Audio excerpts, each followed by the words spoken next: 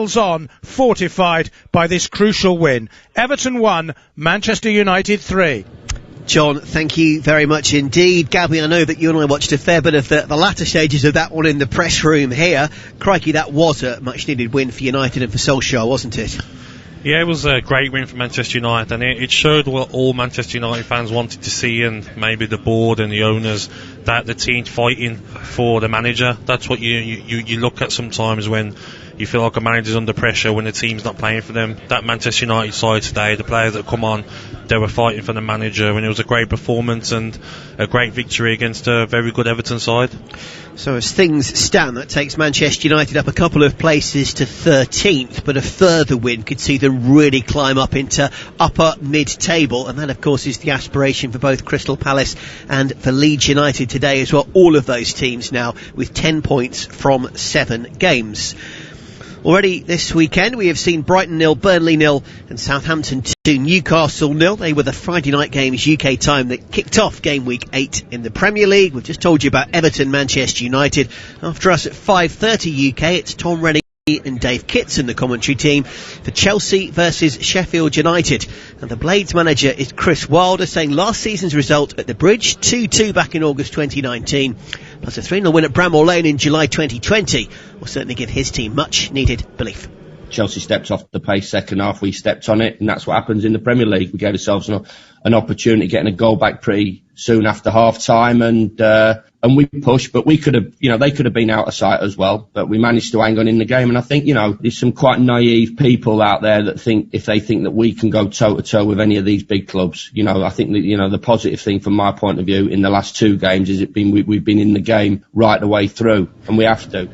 Chris Wilder, whose team still languish at the foot of the table, 1 point from 7 games. Burnley with 2, West Brom with 3, Fulham with 4. They're the teams off, Gabby, to slow starts. Can you see Sheffield United turning this one around or not? No, this game I can't see them getting anything out of it. I don't think it would be a massive win for Chelsea, because Sheffield United are a well organised, well defensive team, but the difference in quality going forward will be the difference in this game, and I see a 2-0, maybe 2-1 win for Chelsea. But I do feel like Sheffield United can turn it around, and I do feel that Sheffield United, West Bromwich Albion, they're both going to be down there this season, but it's going to come down to who can get them important wins against each other, maybe, including Burnley as well. Yeah, it's going to be very, very tight, I think, over the course of this season, no question. We'll return to that game a bit later at half-time, plus to West Ham Fulham as well. That's our 8 p.m. kick-off tonight.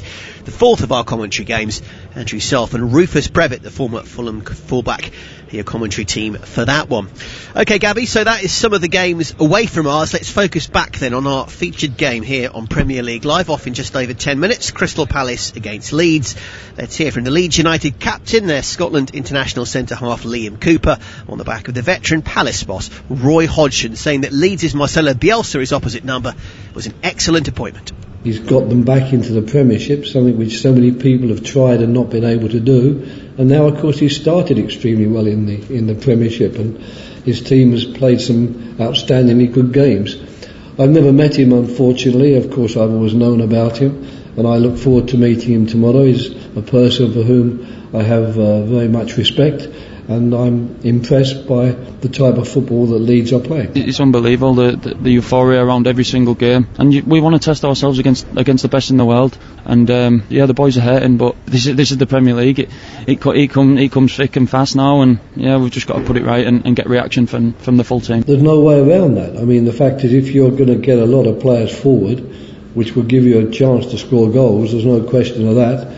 There's always going to be the risk that against teams that have got quick players or who are very adept at using counter-attacking tactics, they're likely to cause you a few problems on the counter-attack. There's no ways around that. That's the way you set your stall out. I will say one thing, I think Leeds, for a team that throw a lot of players forward, managed to get them back pretty quickly, in most instances more quickly than many teams are able to do. So that is the way that Marcelo Bielsa and the Leeds team have set out to play. That is their style. Everyone knows what it is, but you've got to be good enough to deal with it. That's Roy Hodgson up against Marcelo Bielsa. There is an awful lot of experience between those two, Gabby, isn't there? Crikey. Yeah, it's two great managers, a lot of experience in the game and two different styles of football that both of them play. So I'm really intrigued to see today which one comes out on top. Is it the defensively compact team that plays on the counter-attack, or is it the team that likes to push men forward and high press? It'll be interesting to see, and it's a really hard game to call today. Just back to Palace then. It's been an odd season, hasn't it? They started with back-to-back wins. I remember covering their win against Southampton, which pretty much no one else has been able to do, of course, when they went top of the table, which was a great achievement. Then they won at Man United. Since then, though, it's all been a little bit flat, hasn't it? 1 win, 1 draw, 3 losses, but they are still very comfortably in mid-table and still looking upwards for you, or not? I think the thing with Crystal Palace for me is that they're always going to be that team that can go on a little run, but then they're going to be a team that can be frustrating and lose games. They're a mid-table side at best. For me, this season will be the same as every other season. They'll finish between 10th to 14th, 15th. They won't really have a worry about relegation this season. They'll be fine. They'll have some shocks where they'll go and beat teams like they did to Manchester United away, but then they'll probably lose to teams like Burnley at home or Burnley away when you expect them to go and win. So it's typical Crystal Palace, really. I don't think there'll be anything to worry about them this season. He's that manager, isn't he, Roy Hodgson, that you know what you're going to get with him. He's going to keep their team in the league and get some decent results. And similar thoughts on Leeds United. A couple of excellent results so far this season in terms of wins, and of course they held Man City to a draw as well, didn't they? They've largely done well, and even against the likes of Liverpool right at the start of the campaign pushed them to within a single goal. We've seen a fair amount. Yeah, 100%, and I said it the other day that if I was to play against Leeds United now, I'd dread it because they're so fit. They fly forward, they fly back together as a team. They're the fittest team I've seen in a long while. And if you in the Premier League, if you're not at it 100%, you will find yourself get a big hiding from them. We've seen it with Aston Villa. If you're not on it from the start of the game, you'll get found out by this Leeds side. So I feel like every manager playing against Leeds United now know what they're about. They will be telling their players that if you're not on it from the first minute, they'll run all over you. And I think Leeds United will be fine. They will shock a lot of teams this season, but then they'll lose games, which is expected with the way they play. Just finally, a quick word then on how you see this panning out and why. I see this as a Crystal Palace win for me. I don't think it'll be by a big margin. I'm going to go 2-1 to Crystal Palace. I just feel that the attacking players that Palace have got, it's going to go into their favour this game, because Leeds United look like they can only play one way at the moment, which is throwing a lot of players forward and leaving themselves open at the back. Gabby Agbonlahor, plenty more from you, my friend, during our commentary. Remember, at TalkSport Live, keep your tweets coming in wherever you're listening around the world. Bulbasaurus Rex has tweeted in from North Carolina, USA. He says, on the way to coach my under-12s team. Sadly, I won't get to listen to the whole of your commentary, guys, but please keep up the good work. My friends, who will do that very thing for you, if at all possible, at TalkSport Live. Drop us a line, we'll read the best out over the course of the game. So, just over 5 minutes to go till kick-off. Should be really tight and really interesting. Crystal Palace against Leeds United. It's our focus on Premier League Live. This November, watch the big games every weekend with Sky Sports and Sports Extra half price. This week it's Man City Liverpool, live only on Sky Sports. Splendid, succinct Liverpool. In one of the biggest games in the Premier League calendar. Manchester City are being merciless. Get Sky Sports, BT Sport and Premier Sports half price for 6 months. Search Sky Sports Sale. New Sports customers only. Standard pricing applies after 6 months or if cancelling one element of the bundle. Minimum term and further terms apply. Let's talk about you looking after your business. Ford, looking after your vehicle. Let's talk hassle-free Ford leasing. Just a fixed monthly payment, no motor tax to deal with, and no maintenance or servicing to pay on selected plans. Get the Ford Ranger Wildtrak from €440 per month. Hassle-free Ford lease. Now we're talking. Search Ford Lease or text Ford to 50015 to speak to us about leasing your next vehicle. Text cost to standard rate. Price quoted is for a Ranger Wildtrak with no maintenance over 4 years with a €1,750 deposit. 15,000 kilometres per annum. Business users only. Price excludes VAT. Ford Lease is provided by Marion Fleet Management, trading as Ford Lease. Upgrade your home viewing experience at Curry's PC World. See every tackle, shot and goal in crystal clear definition with our huge range of the latest to market large screen TVs with massive savings. Like save up to €130 on Samsung 4K TVs from only $459. And get your TV for half price. 1 in 20 win half their money back. Buy any LG OLED TV to enter with prices from just $1,249. Shop the full range online at currys.ie. This is not the time for business as usual. It's time for effort and imagination. It's time to use technology to start your online plans. It's time to work from home to stay in touch. It's time to look to each other. Erscá Céile. Ireland is working online with help from Black Knight and .ie, because now we need better than business as usual. Call Black Knight on 059 918 3027 or visit blackknight.ie. 123ink.ie for all your home office needs, including printers, ink, toners, paper, label markers, binders, pens, bins, batteries, boxes, chalk, compass, files, memory sticks, highlighters, glue, notepads, pencils, Whoa!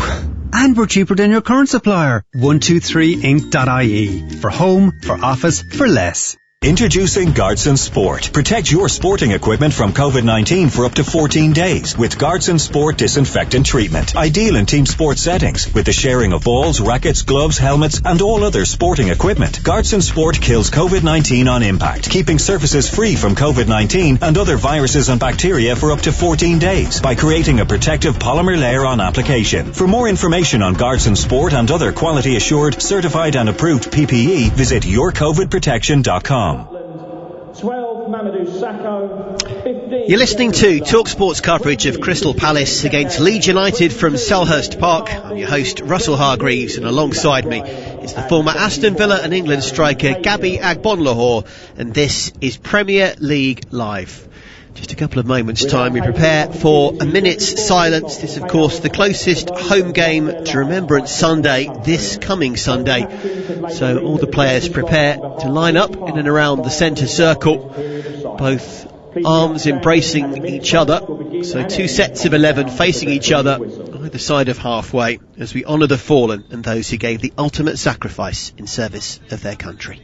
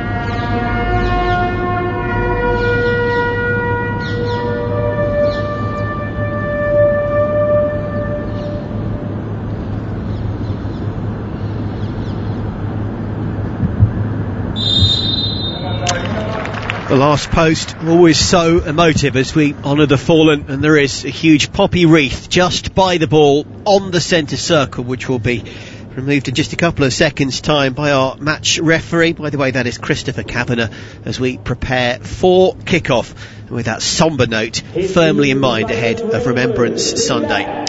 So, Crystal Palace, first of all, here on Premier League Live, lining up with 3 changes to the side that lost to Wolves last time out. It is Vicente Gaeta in goal, a back 4 of Patrick van Aanholt, Scott Dan the captain, Cheku Kouyaté and Nathaniel Klein. In midfield, into the team comes Ebere Eze alongside Jairo Riedewald. James MacArthur's also a change with Andros Townsend out wide on the right. And Wilfred Zaha is supported now by Jordan Ayew, who's back from coronavirus. Club captain Luka Milivojevic is suspended after being sent off in that defeat to Wolves, and Jeffrey Schlupp and Michy Batshuayi dropped down to the bench. Jack Butlin also back from COVID, Mamadou Sakho, Christian Benteke, James McCarthy back from an injury on Irish international duty, and Gary Cahill back after a shin injury against Brighton. That is the home team's bench. And just as we got underway a second ago, the traditional homage to Black Lives Matter as well, as both sets of players take a knee. I'll run you through the Leeds United lineup in a second. Crystal Palace, by the way, in their traditional red and blue. They've got vertically striped tops with blue shorts and blue socks with a tiny bit of red trim. They are kicking from left to right. And Leeds in their traditional all-white tops, shorts and shirts. They're kicking from right to left. And it's Crystal Palace with an early attack as Nathaniel Klein bursts down the near side. It's out for a throw as I bring in Gabby Agbonlahor. Gabs, good start from Palace in the first 45 seconds. Yeah, this is what you want in the game, especially against the Leeds United side. You want to start the game in their half and try and win an early corner or free kick, and that's what Crystal Palace are doing. It'll be interesting to see as well what formation that Leeds United will play. I mean, I think we'll find out soon enough, but it'll be interesting to see what it is. Yeah, absolutely. We thought probably 4-5-1, but there's a couple of question marks there because Stuart Dallas, the Northern Irishman, can effectively play anywhere as Andros Townsend gets an early shot in from distance. Ilan Meslier makes a relatively comfortable save. Dallas played full-back last week, but I think he's due to play in midfield this, with Struijk coming in. And then Alioski, who's in, I thought he was going to play fairly advanced, but he's already turned up in a defensive capacity. Yeah, I think we see now, aren't we, from the camera view we've got here, that it's looking at maybe Dallas isn't playing in midfield, or maybe he's playing wing back. It's hard to see, isn't it? As we speak, Alioski is hurtling forward as kind of a left wing back. And infield, a man that we thought might start out wide, which is Jack Harrison, the Manchester City loanee, wearing 22. Ball ricochets out for a Leeds throw, which again Stuart Dallas takes, possibly as the right wing back in this lineup, maybe with Alioski as the left. It will all become clear with, I would think, then a combination of Cooper, Koch and Ayling at the back, and then maybe Struijk sitting in front of them. Yeah, I think that sounds about right. I won't quote you on that though, but it looks like it might be a wing backs and 3 centre halves. I think they played that before this season, so it looks like with the personnel as well. Ayling looks like he will play right side centre half, and then Koch and then Cooper. What I love is that Marcelo Bielsa so far is only bothered about his coffee. He's got his face down in his cappuccino. He's barely even watched the action beneath us so far, but that is him all over, isn't it? In one sense he looks so chilled and laid back that he's almost horizontal, but we know there's a proper firebrand side inside that dressing room, isn't there? Yeah, 100%. You know, he just looks like that manager who he knows the players are going to do exactly what he says. I mean, we said about Hernandez, he come off last week and he was sulking when he come off. For all we know, he might be dropped this week because of that. I did wonder, because he's got no injury exactly, as far as we know. So it just shows that, like, you can tell with Bielsa, he's the main man. He won't stand for any of that. No petulance whatsoever. Yeah, we saw it in the rugby as well, didn't we, with the Ireland fly half Johnny Sexton as they lost out to France in the Six Nations, and that was a tricky one for Andy Farrell as his chief playmaker surged off sulkily. We saw the same from Hernandez, and maybe he has paid the price. Anyway, it's Palace on the attack again. It's been an excellent start. Zaha finds Townsend, who's in space, and well done to Alioski, who came charging back and made a very important tackle. Number 10 on number 10. And Townsend, after a fine run from Zaha, couldn't quite get his shot away. But another promising early sign for Palace, who still have the ball just to the right hand side of halfway beneath us. Cheku Kayate, their former West Ham centre half, can play in midfield or defence. That was a really good chance there. I mean, we just went past that there, but Townsend's got to do better there. I mean, it's a great play from Zaha. He's got Ayling in his back pocket already, and then, I mean, Townsend just got to do better. I mean, if he takes a first time shot even, it was set up for that, and it's a great chance for Palace there. Well, it certainly was, and it wasn't taken. Alioski did extremely well on his return to the team, the North Macedonia international, signed from Lugano a couple of seasons ago, been sort of in and out of the first team. He's always there or thereabouts. He's got 1 goal so far this season. Interesting to see what he can bring to the table, and like so many Marcelo Bielsa players, can play in different positions and just covers literally every blade of grass. We've seen that from Jack Harrison as well, who again, under a little bit of pressure from Townsend, does well, intercepts and plays the ball out to his keeper, the young Frenchman Ilan Meslier. 20-year-old formerly of Lorient, came via a loan spell. He's got the first choice opportunity for this season and largely has done so well, I would say, for a player who is so young. Yep, definitely. He's done well and he's got to continue it now for the rest of the season. Yeah, it'll be interesting to see if he can keep it up. Of course, the likes of Kiko Casilla, who's on the bench. Kiko Casilla, the experienced Spaniard, will have an opportunity back were it to arise. But it's Meslier's jersey as Palace are again on the attack through Townsend, who cuts onto his left foot, tries an in-swinging cross, Gabby, but always unfortunately going to be high, wide and handsome, that one. Yeah, it's he's normally better than that, Townsend, but I can see the formation now from Leeds. It's definitely a 5-2-3. It looks like 2 centre midfielders with 3 of the attackers in front, so it's a formation that he's played before, and it's maybe a formation set to have the majority of the possession as well. So effectively Struijk has come into the team for Shackleton, and then we've seen Alioski come in for Hernandez and hug that wide role, but switching to 3 at the back to give those 2 wing backs the potential to push forward. Luke Ayling is the right side of the back 3, wearing 2, the former Bristol City man, smacks it downfield right footed. But Crystal Palace again deal with it neatly. They certainly had the best of the exchanges so far as the ball is slid through as far as Eze to Patrick Van Aanholt, shot on target from the Dutchman, saved low to his right by Meslier.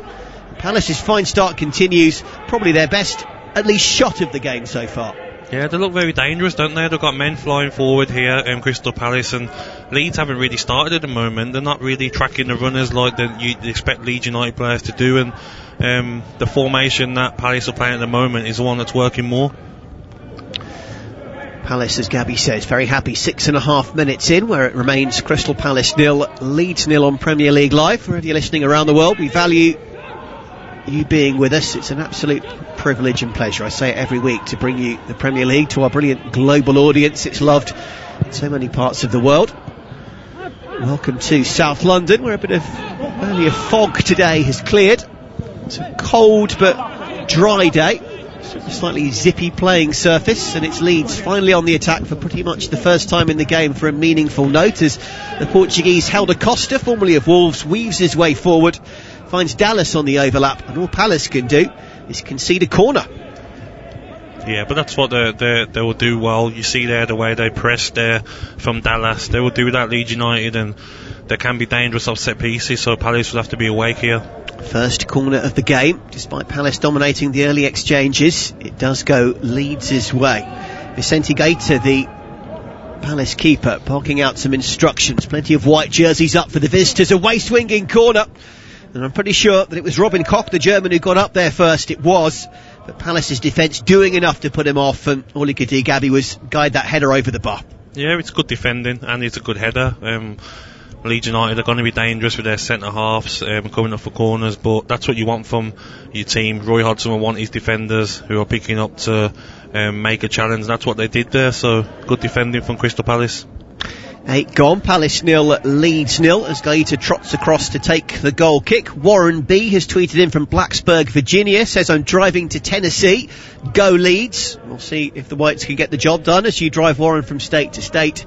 And John D. Danup saying, Man United did well today, but I'm still not convinced. They still lack consistency. And John, I think that is a fair assessment, but still a massive win for Ole Gunnar Solskjaer's men. They won 3-1 at Everton. Here, Andros Townsend is down. You probably heard the yelp as he grabbed his right ankle. He's been helped back to his feet by one of his teammates, and I'm not entirely sure if we're going to stop play or not. I think we are. Townsend appears to be hurt slightly. Yeah, I think if you look at the tackle, it's football. You're going to get little sometimes knocks like this. It's not a bad tackle from Cooper, and he's got up straight afterwards, Townsend, but Lee's done the right thing by kicking the ball out of play. Just to be on the safe side, William Cooper, who we heard from pre-match, the Leeds United captain.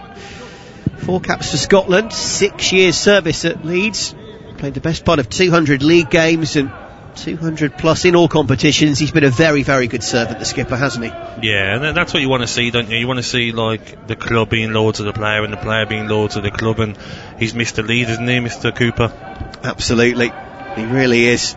And after this long, long wait, as we well know, Leeds United are back in the Premier League, and largely they've done well so far. Both teams, funnily enough, with exactly the same record, 7 games in, which is 3 wins, 3 defeats, and 1 draw, 10 points.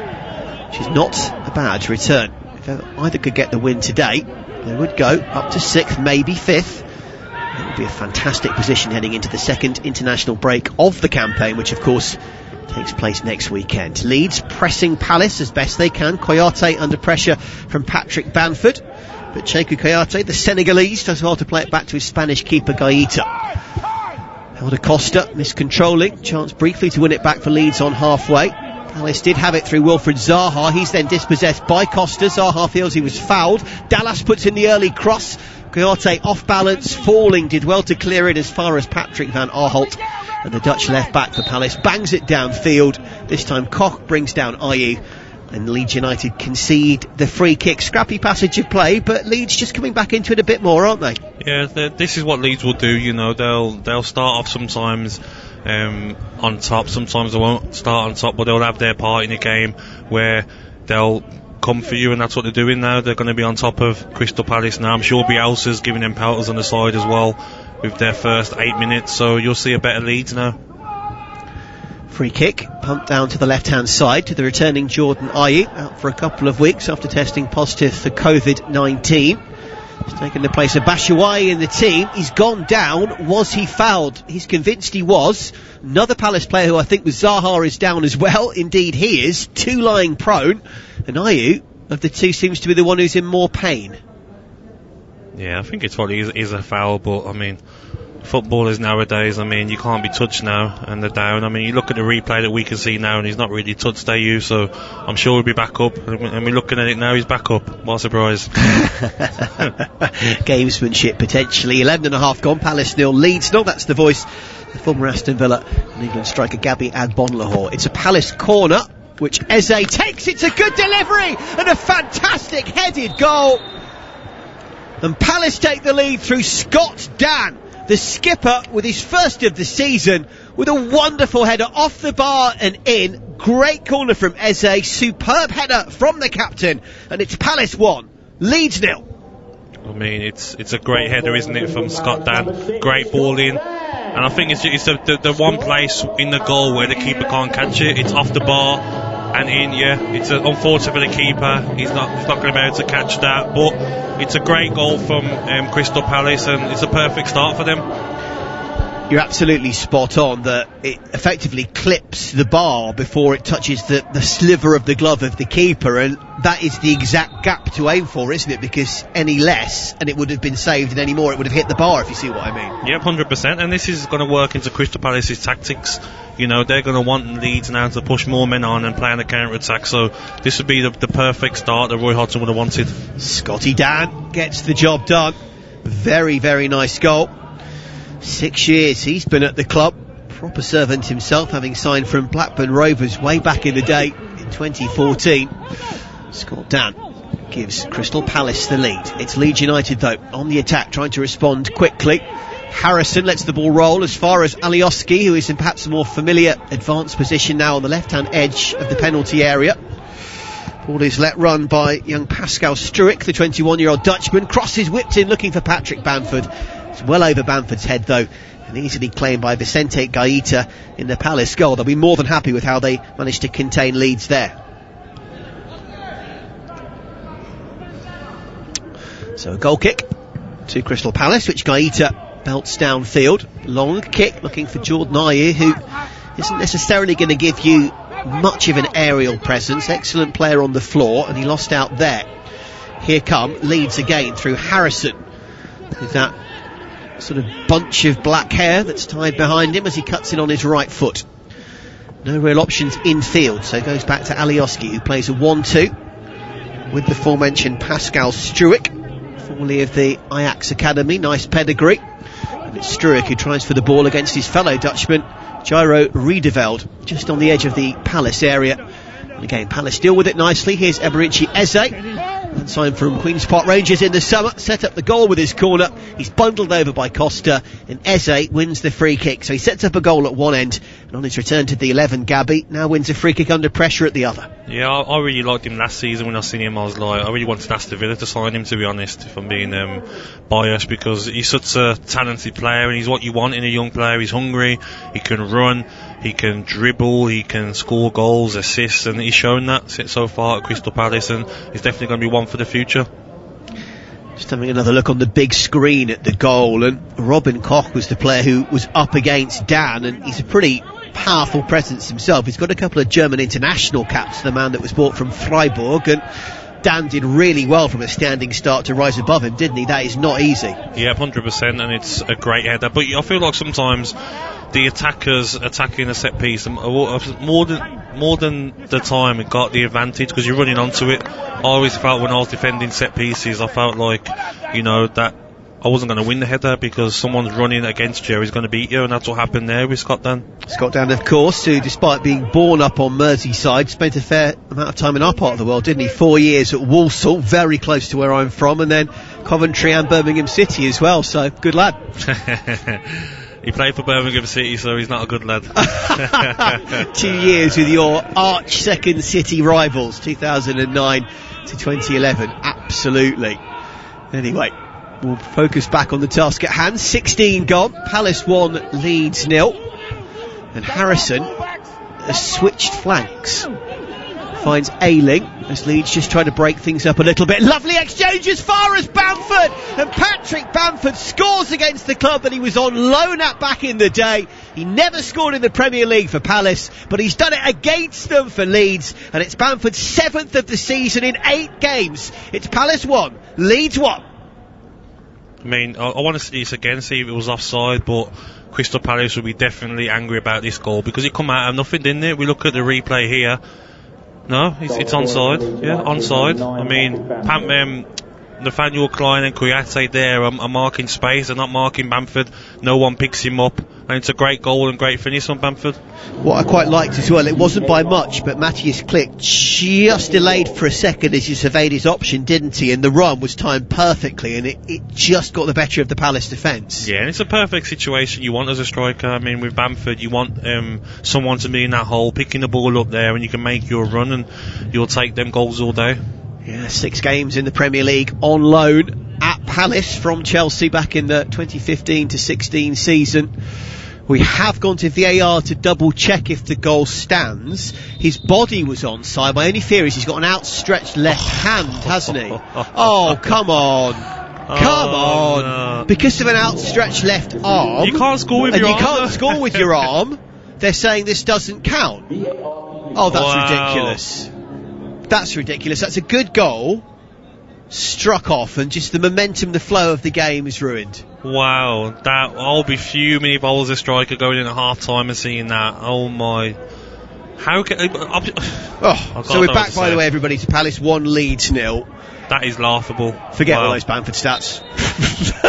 That is laughable. They're all now redundant unless he scores again. Come on.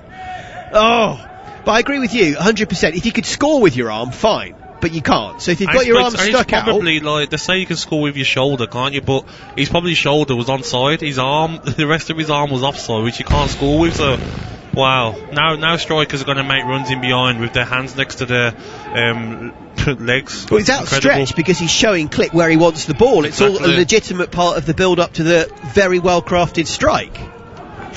Well, I'm lost for words, to be honest. It's rare with you.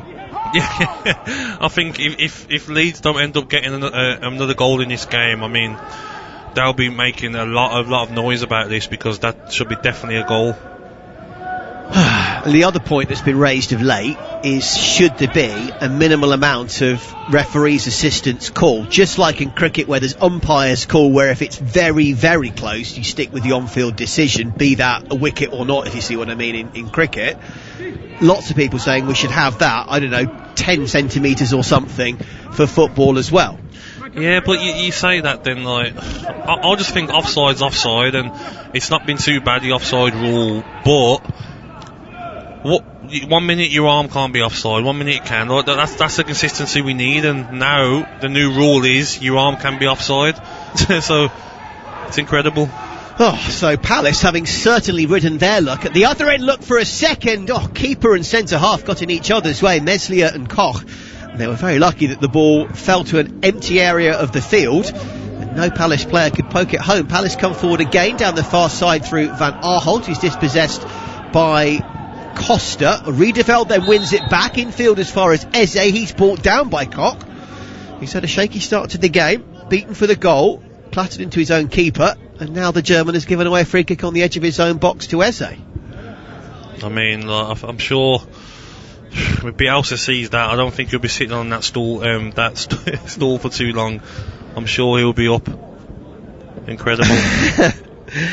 We'll see whether or not I the change is made. It's frustrating for strikers. I mean, like you want to score goals, and then you get a goal taken off like that. I'll be fuming. Imagine you hadn't scored in 15 games, and that was your chance to clear your duck, and it's been given offside because your arm is offside. It's incredible.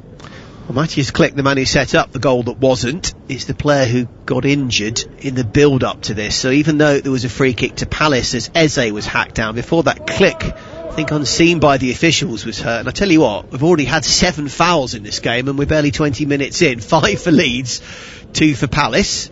And it's Palace eyeing up this free kick, and they've got some really exciting options here. Eze's the man who won it, and of course he took the corner for the goal, so he's got a decent foot on him. Van Aanholt has got a perler of a foot on and has scored some wonderful free kicks over the years.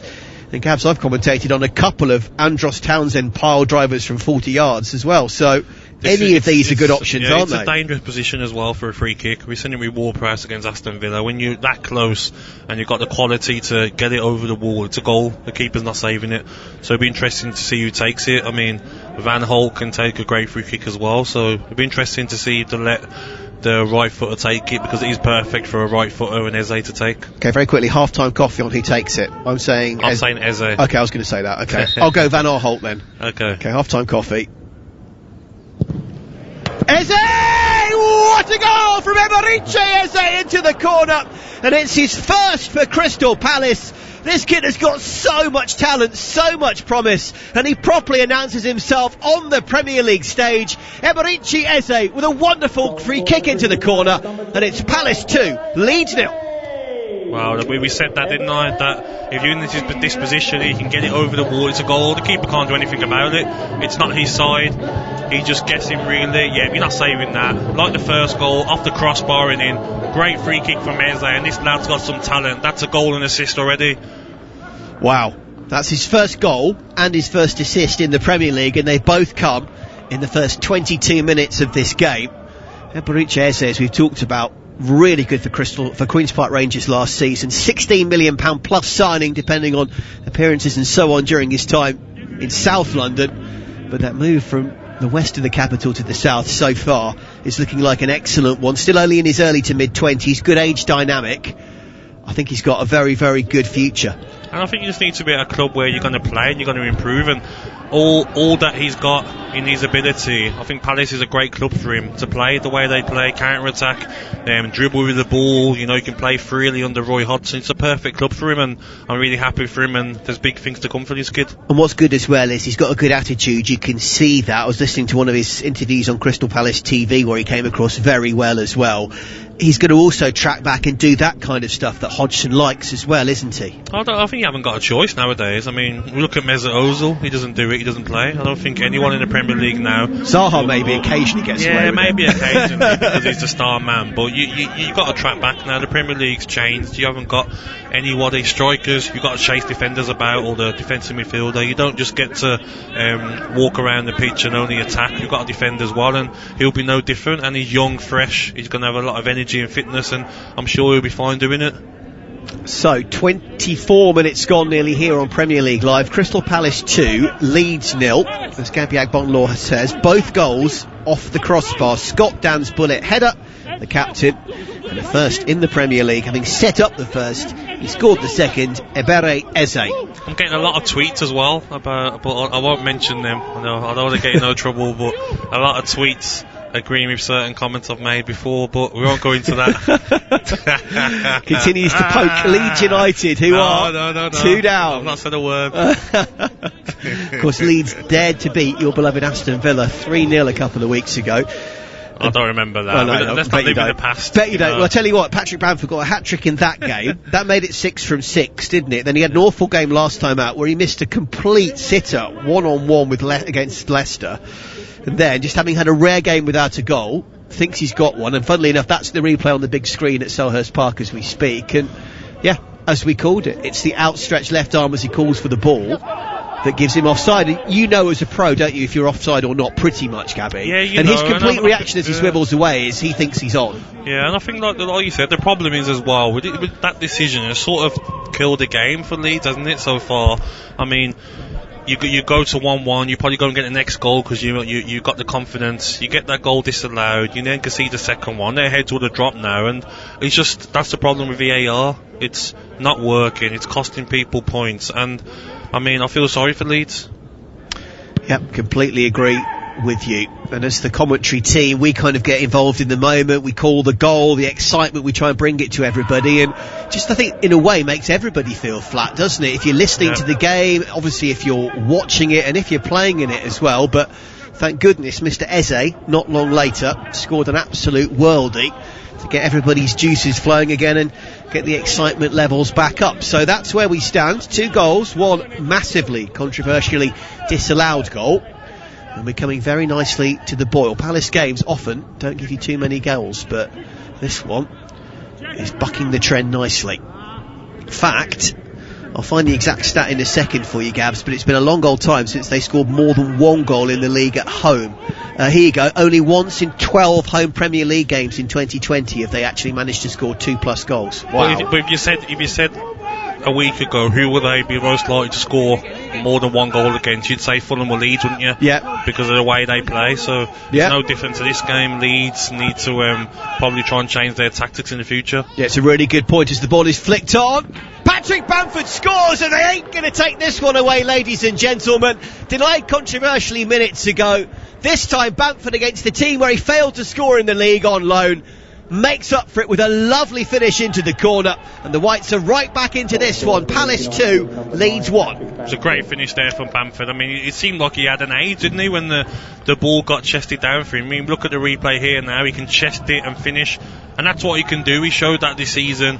He's got that finishing in him, and it's a great goal from Bamford. Do you know what I like as well? Having had an assist taken away as far Matthias Klick, it was his header through as well, so Klick gets his assist back and Bamford gets his goal back. Quite right. Yeah, 100%, and that's just what they deserved, you know, a bit of justice there for Bamford after getting a goal disallowed, which was meant to be a goal, you know.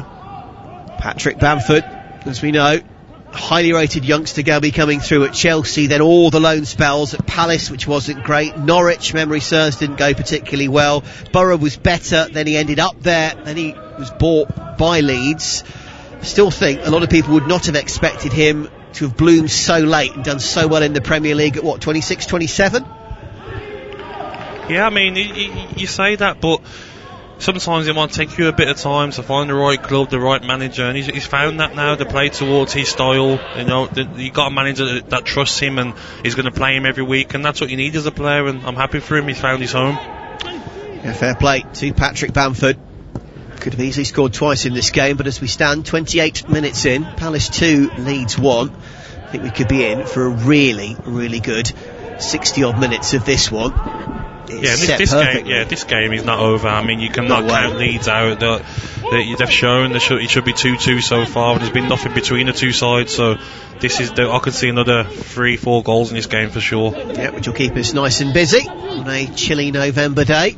Remember, both locked dead level on points, and in terms of their record in the table, it's only Leeds' slightly superior goal difference that is the gap between the two. Palace, having been rocked by that goal, do some decent work in their own half through Jordan Ayew, who right-footed flicked it downfield, Gabs. Yeah, but Zaha's been quite poor for me so far. He had a run in the first minute, and the ball's not sticking with him. He seems a bit lethargic, you know, and I think sometimes Crystal Palace will get their best results when he's on his game, but today he's been not great so far. Do you know why? It's because I put him into my fantasy team this morning. A few of my mates have as well. Unfortunately, he's not got it done so far, but I'm sure Wilfried Zaha will at some stage. His stats this season are outstanding. He has scored, well, it's now 5 of 10. It was 5 of 8 heading into today. He'd scored 5 of 8 of their Premier League goals, and 7 of their 10 points coming in today are directly attributed to those goals as well. So he has been very, very important, even if still a bit hit and miss, still a bit mercurial. When he's not happy, sometimes he can struggle and make everybody know. I'm not sure that will ever change, Gabby, to be honest. No, of course, he's that character, isn't he? But this is what happens sometimes. You're the main boy at a team, and you'll get away with certain things that other players won't. Nearly half an hour gone. Palace 2, Leeds 1. Zaha told to knuckle down again by Roy Hodgson, and he didn't go anywhere in the summer transfer window between the two closely compacted seasons. We'll see whether this January changes things up again or not, but anyway. He's calling for the ball now, Zaha, and he finally gets it, but again, the touch is not great. Ayew fed it to him. Zaha trying to counter-attack down the left-hand side, and it was a really heavy touch. Yeah, it's lethargic, really isn't it? It's lethargic play from Zaha again. He just doesn't seem like very interested, to be honest. Or maybe he's not warmed up yet. We stay at 2-1. Palace with just 38% possession. Leeds 62, but they are still the team down, and goes back to that point that it ain't necessarily what you do, it's what you do with it. And Palace, riding their luck, continue to lead. This is better from Zaha, left edge of the area, deflected effort. Wide of goal by some distance in the end, but for the first proper time, Zaha flashed those eyes toward goal, beat one player, and fired it in. This is what you want to see. Going to be a corner. This is what you want to see from Zaha. Drive inside, get shots off, get assists, and it's better for him. Hopefully he can continue this and keep improving this half. Yep, to his credit, it was Robin Koch who got back and made the block. Shaky first few minutes for Koch, but the number 5 with a good interception. Palace's second corner of the game, which the left-footed Andros Townsend will bend in from this near side. Promising delivery initially, but neither Dan nor Kayate could quite get up there, and again Koch doing a bit better this time than for the goal, and it flies out for a goal kick, Gabby. Yeah, it's not the best of delivery, but you expect someone to be at the back post there, which no one was, but you know, it's just an intriguing game, isn't it? Both different formations, but Leeds for me will definitely get better and come more into this game. People's Choice have tweeted in saying, I think that Wilfried Zaha will finally join Arsenal this January. Interesting tweet, because that is the club I believe he supported as a boy. He was linked there, wasn't he? Not this window, but the one prior, and some may say typical Arsenal, they didn't want to pay the money that Palace needed. But he wanted to go, didn't he? And that was one of the times he did really publicly make it clear that he fancied the move. Yeah, 100%, and there's no hiding that he wants to go to Arsenal, but it's all about the money, isn't it? And you know, you say Arsenal might get him in January, but maybe Arsenal don't need him at the moment. They've got Pepe, they've got Willian, you know, they've got Aubameyang who plays on the wing, so it'll be interesting to see in January. But they have got, as I know as much as anybody, also working for them for some of my commentaries, games so thick, so fast, in so many different competitions.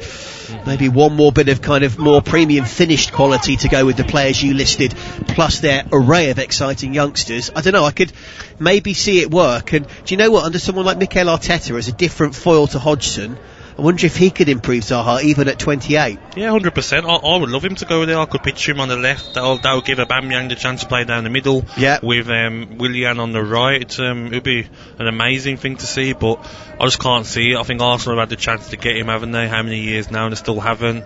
Are they really going to want to pay the money that Palace are going to ask for? We shall wait and see. Palace 2, Leeds 1, 33 gone. Goal kick to Palace, which Keita takes an age to kick downfield. Brent Parker, as he does every week, has tweeted in from his lovely cafe in Montana, USA, saying this gunner is in need for a draw in this game. That would be the best result for Arsenal, he says. I also want a Chelsea loss later to help my team's cause. And he says, sorry, I'll grab a picture of some vegan food for you next time, Gabby. Keep up the great work, boys. Best commentary as ever. And oh my goodness, another filthy, gorgeous looking burger with pulled pork, onion rings, cheese, meat asunder. Oh, dirty fries as well, Gabby. Oh, that looks amazing, Brent. You're making me hungry. Tell you what, if the press food here at half time is anything like that, Brent, we will be very, very happy. 2-1 as Palace come forward through Cheika Koyate. Finds Zaha, who drops deep, interestingly, all the way back to halfway to try and get a little bit more of the ball. Liam Cooper, the Leeds captain, goes with him. Zaha did well under pressure to get it back as far as James McArthur. He's had a quiet game so far on his return to the team. The Scot in for the suspended Luka Milojevic, and he's down, having lost out in a tough tussle with the Northern Irishman Stuart Dallas. Dallas's early ball is A little hurried to the far side where the Portuguese international Helder Costa fails to hold on to it, but then stumbling, Costa wearing 17 does well to win it back, and Leeds will start another attack from just inside their own half. Not a pretty passage of play, but Leeds at least are doing the dirty work here and getting a better opportunity maybe.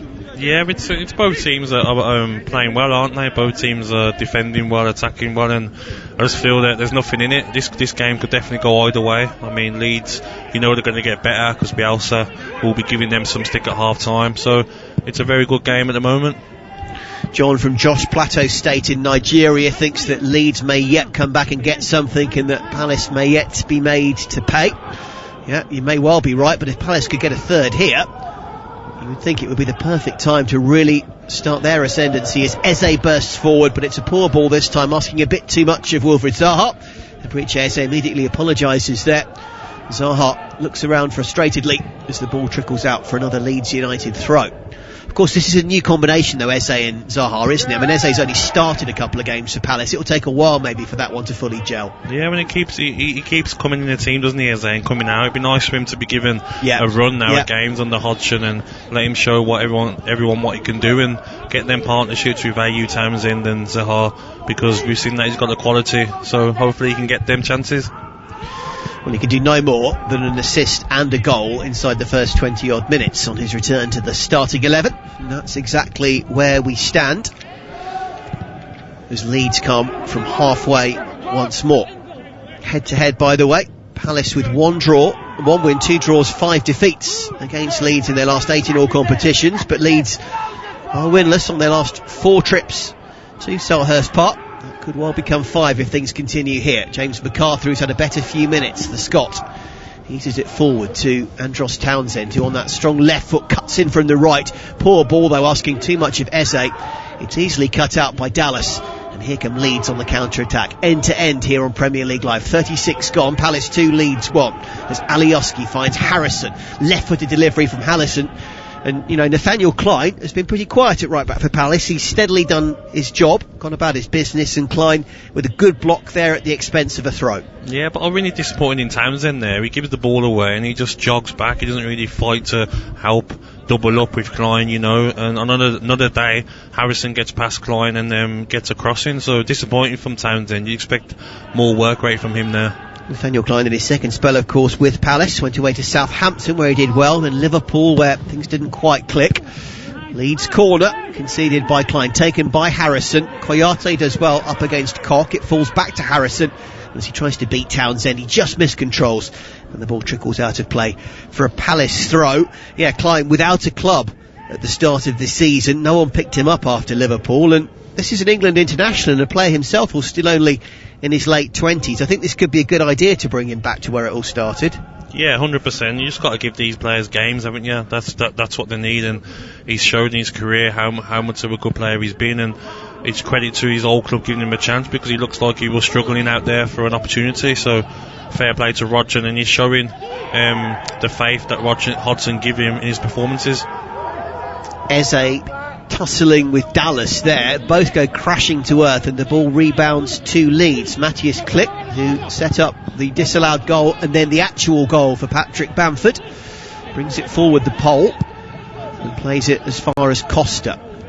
Costa losing out to Eze though, and Eze then very intelligently plays the ball off Matthias Klick and out for a throw. More good work from Eberechi Eze. Klick, of course, Polish international. It's 2 goals and 2 assists for him so far this season now. Signed from Twente in the Eredivisie. Took a while to really bed in at Leeds. Was loaned back to Utrecht at one point, but Matthias Klick really has made a proper home for himself in recent times too, hasn't he? Yeah, and that's what you'd like to see, don't you? Players having that chance and showing that they can perform at this level, and he's done that, hasn't he, so far at Leeds? So credit to him and credit to the club sticking by him. Absolutely, as Palace look for their third. Eze to Zaha, who slips, but it still falls to Townsend. Appeals for handball against Luke Ayling. Did it hit Ayling's arm or not? There are appeals, but I have to say, after an initial quick one, it all died down. A bit too close to be given anywhere. But of course, if your arm's outstretched, even if you're right up against it, it could be given. I think it's the fact that it was too close, but he hadn't broken the natural body silhouette. Here's the replay. Exactly that. Yeah, you can't give that, can you? Well, you could if it was outstretched, but not, as you say, if it's close and it's tucked into the body like that. You're absolutely spot on. That bit of the handball rule we do agree with. The hand for offside, we do not. Loads of tweets, by the way, on that. I'll just read out a couple quickly without going back there too much. Luke Tibble says, how on earth can you be offside with your arm? Good question, Luke. And Rory Barker, they've done the offside line to his sleeve. What an absolute joke. VAR officials have got a serious lack of common sense. The boy is miles onside. Rory, I think you've summed that up very well. Can't argue. Nearly 40 gone. Palace 2, Leeds 1, as Jairo Riedeveld, the Dutchman, just stumbles but wins a free kick as he's upended by Click in the process. Palace take this one quickly. Townsend flicks it on to the aforementioned Nathaniel Klein. Low cross. Jack Harrison did really well to come scurrying back, win it back for Leeds United. They belt it downfield. Koyate up against Bamford. And Cheika Koyate did well under pressure to just let that trickle out for another Palace throw. Do you see one more goal before half-time, or are both teams digging in now? Yeah, I think both teams are digging in. I can't see a goal now, but definitely second half I can see a few more goals, because Leeds are only going to get better, and I think Palace are due another a few attacks, especially with Zaha and Townsend. NYC Guna, every week these laughable decisions by VAR get worse and worse. The only thing that will change it is the men at the top being replaced. And then NYC Guna comes on to say that Mike Riley is an incompetent leader in his view, and this is an absolutely disgraceful decision. Yeah, I think there's a fair bit of truth to that one. And Brent Park is saying VAR strikes again. That is simply horrible for Leeds. What a shame to change the momentum of the game. Honestly, the refs are running amok. A despicable call. Well, I think pretty much everybody unified in that, but we must credit Leeds for coming back and getting a goal in the end, even if then Palace went straight back ahead. So Dan and Eze with the goals for Palace. Leeds through Bamford, set up by Click, exactly the combination that was denied by the officials a few minutes earlier. Passing stats in this one, 76% accurate for Palace and 83 for Leeds, so not too bad. We've still seen the odd scrappy moment, haven't we? It just makes you feel that, Gabby, these aren't teams that, as you alluded to, are going to be too near the top of the table by the end of the season. They can only really do it in gluts, can't they? Yeah, they look like two mid-table teams, don't they, that will win some games and lose some games and make some surprise results. But I suppose they're doing what they do, don't they? They do. Oh, it's taken a deflection, and from nowhere it's in. Patrick Van Aanholt tried to cross it, flicked off Helder Costa. Meslier could do nothing about it. He'd come to claim the cross, and it fires past the young Frenchman, off the Portuguese and into the net. It's incredibly unlucky for Leeds. Boy, Palace will take that one. It's Crystal Palace 3, Leeds 1. I think that shot me a bit there. I want to see the replay on our screens of that, because it was a bit of a freak goal, wasn't it? Great run from Van Holt, great run, ball by Zaha, and it crosses it. Yeah, off Helder Costa, but can the keeper do better? I personally think, you look at the angle of the original cross, it's going nowhere near goal. The keeper's come out to where he sees it going. I don't think he can do much myself. I just think he's really unlucky. Yeah, it's a bit unlucky, isn't it? And it's a problem when you try and anticipate where it's going to go. But I just feel that the keeper was trying to go where. I mean, Townsend was marked in the box, if you see. Yeah. Do you know what I mean? Maybe he should have just stayed on his line. But it's a free goal, and nothing you can do about that for Leeds. Well, they've been very ambitiously on the Tannoy, being a home game, given it to Patrick Van Aanholt, but there is no way in the world that won't officially be given as a Helder Costa own goal, because the cross was nowhere near the goal. Exactly. Which is what kind of fooled Meslier. Definitely be an own goal, but I think it's been a freak game, hasn't it? But if you lead, you're worried about the goals they're conceding this season, you know, like sooner or later you can't have to score 4 goals to win a game in the Premier League every week. Yeah, no, it's a very fair point. 4-3, of course, they lost to Liverpool, then they beat Fulham 4-3. Then things tightened up a little bit, didn't they? Clean sheet against Sheffield United, only 1 conceded against Man City, 1 against Wolves, and the clean sheet against Villa. Sorry, I'm not allowed to mention that one, it didn't happen. But then beyond that, 4 shipped last time out, 3 so far in this. So, weirdly, they've had 2 games at the start and the end of the campaign so far where they've shipped 7 or 8, with then a really good spell in between briefly.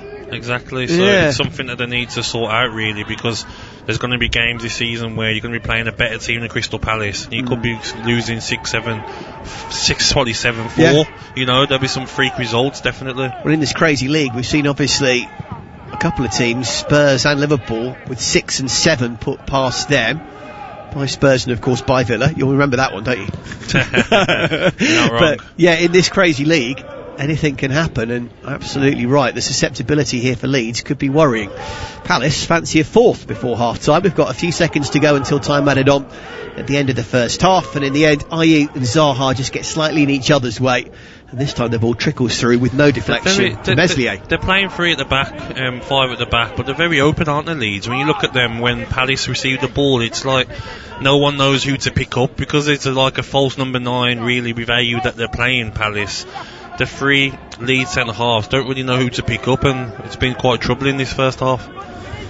Tweet of the day I'll read in a second from Gary Walker, who's in America. It is very, very good. Anyway, we'll come to that in a second. Can Leeds get one before the break? Here's Jack Harrison, of course, who came to prominence in the USA. Wins the free kick. Really good play from the 22. Just delayed his attempt to cross, was brought down. And it will be a free kick to Leeds in a nice attacking position, as you probably heard on the Tannoy. 2 additional minutes and a chance for Leeds to get one back.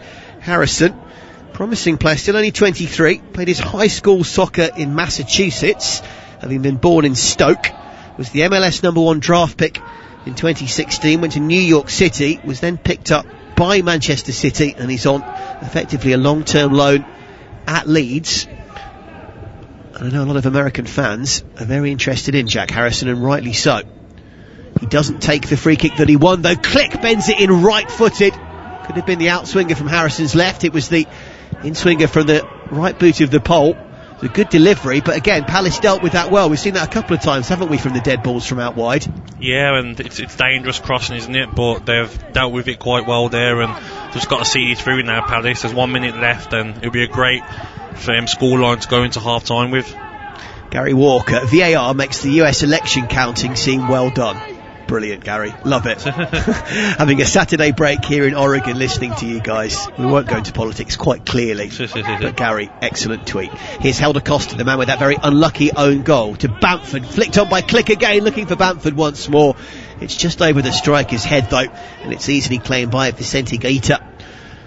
Boy, would Costa love to get an assist at the right end, having seen that ball ricochet off him with the attempted block for Palace's third goal. Gabby, just a few seconds to go till half-time. Do you see Palace holding on in the second half? No, I can actually see a draw in this game. I'm not going to ever go against Leeds coming back in the game. They've got the qualities, they've got the fitness levels to carry on, and I think they'll push this game, Crystal Palace team, in the second half, and there's more goals. I can easily see a 4-4 me. Wow, that will keep us very busy. And there is the half-time whistle from referee Christopher Kavanagh. And what a game it has been so far. Scott Dan's header from Eze's corner puts Palace ahead. Leeds think they've equalised through Patrick Bamford. It's very harshly ruled out by VAR for offside. Then Bamford does score, again assisted by Click to make it 1-1. Thunderous free kick for his first in the Premier League and his first for Palace for Eberi Eze. And then a vicious deflection off poor old Helder Costa. Patrick Van Aanholt's delivery is another goal for Palace, and that's where we stand at the break. Half time, it's Crystal Palace 3, Leeds United 1 on Premier League Live. This November, watch the big games every weekend with Sky Sports and Sports Extra half price. This week it's Man City Liverpool, live only on Sky Sports. Splendid, succinct Liverpool. In one of the biggest games in the Premier League calendar. Manchester City are being merciless. Get Sky Sports, BT Sport and Premier Sports half price for 6 months. Search Sky Sports Sale. New sports customers only. Standard pricing applies after 6 months or if cancelling one element of the bundle. Minimum term and further terms apply. Let's talk about you looking after your business. Ford, looking after your vehicle. Let's talk hassle-free Ford leasing. Just a fixed monthly payment, no motor tax to deal with, and no maintenance or servicing to pay on selected plans. Get the Ford Ranger Wildtrak from €440 per month. Hassle-free Ford lease. Now we're talking. Search Ford Lease or text Ford to 50015 to speak to us about leasing your next vehicle. Text cost to standard rate. Price quoted is for a Ranger Wildtrak with no maintenance over 4 years with a €1,750 deposit. 15,000 kilometres per annum. Business users only. Price excludes VAT. Ford Lease is provided by Marion Fleet Management. Trading as Ford Lease.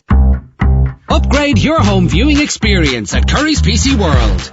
See every tackle, shot and goal in crystal clear definition with our huge range of the latest to market large screen TVs with massive savings.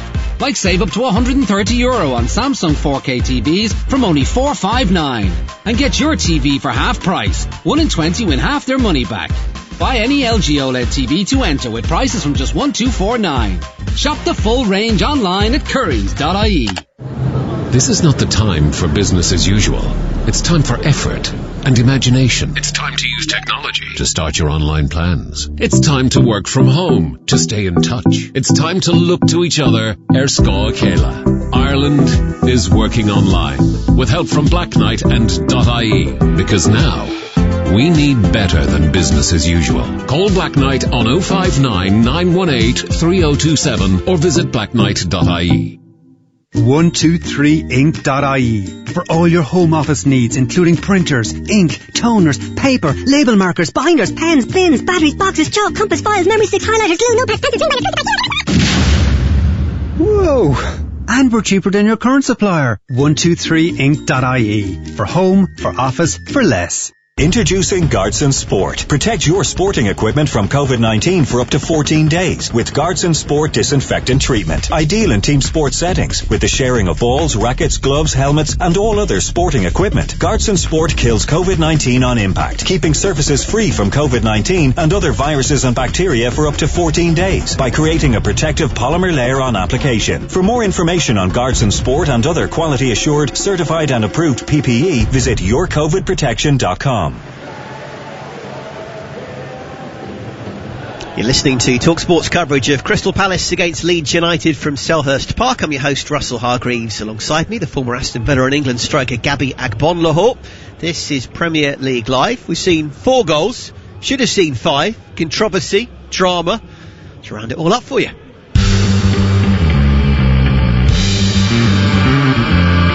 Palace corner, which Eze takes. It's a good delivery and a fantastic headed goal. And Palace take the lead through Scott Dan, the skipper, with his first of the season, with a wonderful header off the bar and in. Great corner from Eze, superb header from the captain, and it's Palace 1, Leeds 0. Leeds just trying to break things up a little bit. Lovely exchange as far as Bamford, and Patrick Bamford scores against the club that he was on loan at back in the day. Oh, come on. Come on. No. Because of an outstretched left arm. You can't score with your arm. You can't score with your arm. They're saying this doesn't count. Oh, that's ridiculous. Eze! What a goal from Emeriche Eze into the corner. And it's his first for Crystal Palace. This kid has got so much talent, so much promise, and he properly announces himself on the Premier League stage. Emeriche Eze with a wonderful free kick into the corner, and it's Palace 2, Leeds 0. Patrick Bamford scores, and they ain't going to take this one away, ladies and gentlemen. Denied controversially minutes ago. This time Bamford against the team where he failed to score in the league on loan. Makes up for it with a lovely finish into the corner, and the Whites are right back into this one. Palace 2, Leeds 1. Oh, it's taken a deflection, and from nowhere it's in. Patrick Van Aanholt tried to cross it, flicked off Helder Costa. Meslier could do nothing about it. He'd come to claim the cross, and it fires past the young Frenchman, off the Portuguese and into the net. It's incredibly unlucky for Leeds. Boy, Palace will take that one. It's Crystal Palace 3, Leeds 1.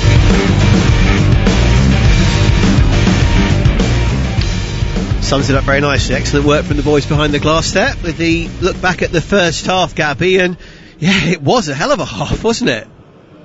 Yeah, I mean, it's we didn't expect it, did we? Sometimes you see Crystal Palace games and you expect them to be a 0-0 or 1-0 because they don't really score many goals, but today they've been out, they've been scoring goals for fun, haven't they? And it's been a good performance from both teams, and I just feel sorry for Bamford with the first goal not being given, and that's going to be the big talking point of the game, isn't it, rather than the scoreline?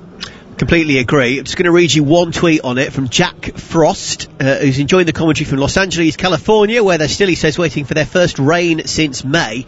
And he sent a nice picture of some dark clouds nestling over those California hills, so maybe they will get some. He says, as for the offside, why can't we go back to it being the feet that need to be behind those of the other player, i.e. just have one line that's drawn on the pitch, on the floor, and not this 3D one that goes up the body? I think that's not a bad shout. Yeah, 100%, but I just feel with this offside, like, everyone's going to be baffled. It's going to be the talking point of the weekend because you can't score with your arm, so they do say that if you're offside by your arm, it's fine, but Bamford was not given the goal because he was offside by his arm, so it's just once again strange decisions, and like we've complained about VAR all season, this time is another one. Another person that is in that VAR office will probably say that it's a goal because it's his arm. So it's just confusing for me, and I think the whole of the Premier League will be baffled seeing that today. Just quickly, by the letter of the law, I think the change from last season is that because you can't score with you can now score with your shoulder, whereas last season you couldn't.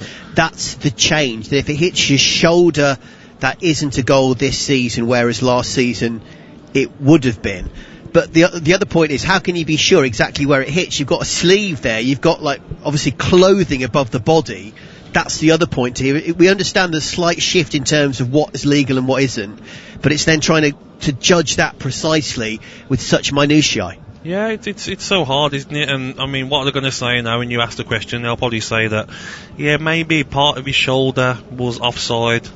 No, exactly. A centimetre of his shoulder was offside. So it's all nonsense to me, really. I mean, I'm lost for words, really. If I was a striker, I'd be absolutely fuming to lose a goal like Bamford lost today. Okay, well, I'll tell you what then, as we get a quick cup of coffee at half-time before the players come back out, let's quickly bring you a bit more managerial reaction. First, Man United boss Ole Gunnar Solskjaer after their 3-1 win at Everton. Ole Gunnar saying after that 1-0 defeat to Arsenal and, of course, Wednesday's horrendous 2-1 defeat at Istanbul Başakşehir, he fully expected this response. Yeah, we've had a quick word with the players, of course, both in groups, units and individually. But they all said the same, and when I look them in the eye, they've got that desire, you know, and no one likes to be criticised, no one likes to lose a game of football, and I was pretty sure, or I was 100% sure we got a performance, but you can never know if you get a result or not. Today we deserved the win as well, because I thought we were the better team.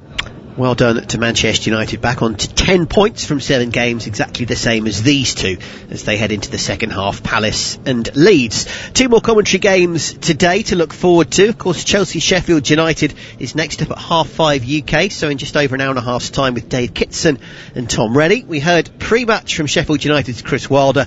Here's the Chelsea manager Frank Lampard saying that he's slowly seeing his squad find the balance that it needs. Well, in the last few games, yes. We played it a lot last year, but when we had the change of personnel in the summer and some of the players that came in, there was a versatility in the way they play. So I suppose things that we would normally work out in pre-season, we had to work out in real time. So we had a slight change in formation earlier. With the 4-3-3 has worked well recently. I think it does give a good balance to our team. So there's a balance with the system always, where you want to pick the right one, and then the players sometimes have to adjust for that as well. So you need intelligent players that want to take the information on board. We have that, so we just need to keep working on it, and also be ready to be flexible if needs be at times. Frank Lampard ahead of Chelsea-Sheffield United, still to come tonight as well, 8 p.m. UK, so in just over 4 hours, Andrew Self and Rufus Brevitt will guide you through West Ham versus Fulham. If you missed it already, Brighton and Burnley goalless last night, Southampton 2, Newcastle 0, with goals from Shea Adams and from Stuart Armstrong. Gabby, in a sentence, very quickly, Perry Albert, who do you support when Nigeria play England? Me, I support. I sort of sit on the fence, to be honest, in that game. It's a tough one. It's a tough one to call. I don't support either because my dad's obviously Nigerian. I'm half Nigerian and half English, so I don't support anyone, or I support both, if that sounds better. We said no politics in the show, but that was a very diplomatic answer, my friend. He asked because, of course, Eberechi Eze still theoretically has that decision to make, maybe, and that is a very good point, Perry. Thank you. At TalkSport Live, keep your tweets coming in a moment. The second half of Palace Leeds, right here, Premier League Live. This November, watch the big games every weekend with Sky Sports and Sports Extra half price. This week it's Man City Liverpool, live only on Sky Sports. Splendid, succinct Liverpool. In one of the biggest games in the Premier League calendar. Manchester City are being merciless. Get Sky Sports, BT Sport and Premier Sports half price for 6 months. Search Sky Sports Sale. New Sports customers only. Standard pricing applies after 6 months or if cancelling one element of the bundle. Minimum term and further terms apply. Get ready and hold on tight because the Premier League is here! Which teams will stay on track and who'll go off the rails?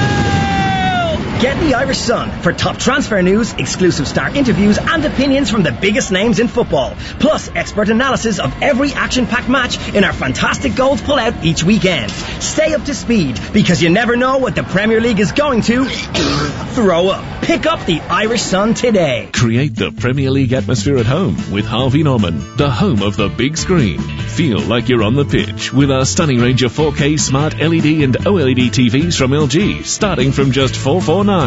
Plus, hear every kick, save, tackle, decision with LG's best-in-class soundbars. Get TV ready for all the big games with Harvey Norman. Shop online today or safely in our spacious stores. Harvey Norman, home of the big screen. Go!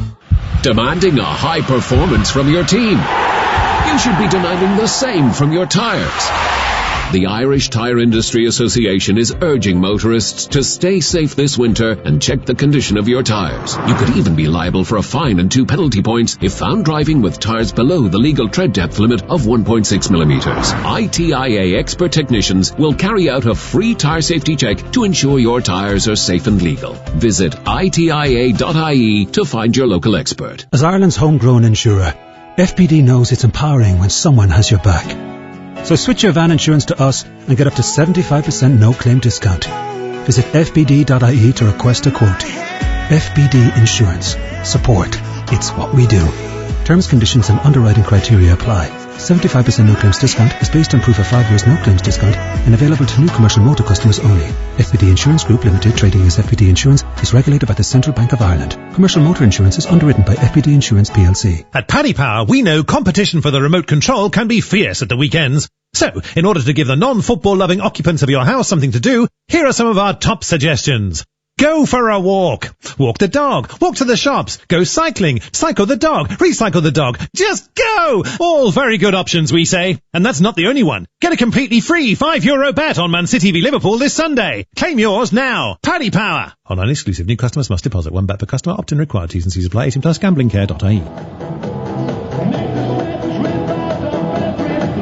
You're listening to TalkSport's coverage of Crystal Palace against Leeds United from Selhurst Park. I'm your host, Russell Hargreaves, and alongside me, the former Aston Villa and England striker, Gabby Agbonlahor. This is Premier League Live. Decent bit of music to get us going for the second half. Gabby, would you have strutted your stuff to this back in the day, I wonder? He's just popped off for a drink. We'll ask him that in a moment. He might be boogieing downstairs, actually. We'll see what Gabby thinks as he returns in a second. And we get ready for the second half with the players already out there in the middle. Gabs, you're back. Just wondering if you would ever have danced off to this back in the day, this music. Great song, isn't it? Bit of a song, reminds me of the boxing, but great song. So an affirmative yes. Good. Of course. Now we've got a half-time sub, by the way, for Leeds United. Helder Costa has gone off and Rafinha has come on. Now Rafinha, the Brazilian midfielder, was in doubt with an ankle injury for this game, missed the last one, was fit enough for the bench, and he is on at the break. Gabby, what do you make of that? Yeah, he likes to make changes, doesn't he? When he feels it's the right time. It doesn't matter if there's 20 minutes gone or 45 minutes gone, Bielsa, so it looks like an attacking change, and hopefully it pulls off for him. Certainly a player who probably would be in the starting lineup or close to it when fully fit, so it's a player of good pedigree, and with the greatest respect looking at this Leeds bench, there's probably only Tyler Roberts, maybe Ian Poveda. There isn't a lot there, is there, today? There's a lot of youngsters. Yeah, 100%, and I actually feel sorry for Costa. I feel like the own goal has got him substituted, funny enough, but football is ruthless, and I'm sure this player is one that they've brought in to start games anywhere. And also, he's not someone, Helder Costa, who would necessarily be accustomed to playing as a wing back. Yes, he could, but it would not be his preference, and tried his best over the course of that first half, and I'm sure that didn't help his cause either. No, 100%, and it's confidence as well, isn't it? He hasn't had the best of halves, and to concede that own goal, his confidence would have been down, and maybe that's why the manager's brought him off. But looking at Palace so far this second half, I like the way the wingers are coming inside and playing 1-2s with AU and Eze. It's exciting play from Crystal Palace. Yeah, in theory a 4-4-2, but as you say, AU sometimes gets himself drawn wide given his pace and his guile, and almost acts as more of a 4-5-1, and it worked pretty nicely there until eventually I think Jordan Ayew was adjudged to have pulled his opposite number, which he is, just tugs a shirt And Leeds United get the free kick right by their far left corner flag, which Luke Ayling dummies to take, and instead he'll leave it for his goalkeeper Ilan Meslier. So we'll take this opportunity to run through the teams again. Remember, it's Palace 3, Leeds 1 at half time. We're 2 minutes into the second half.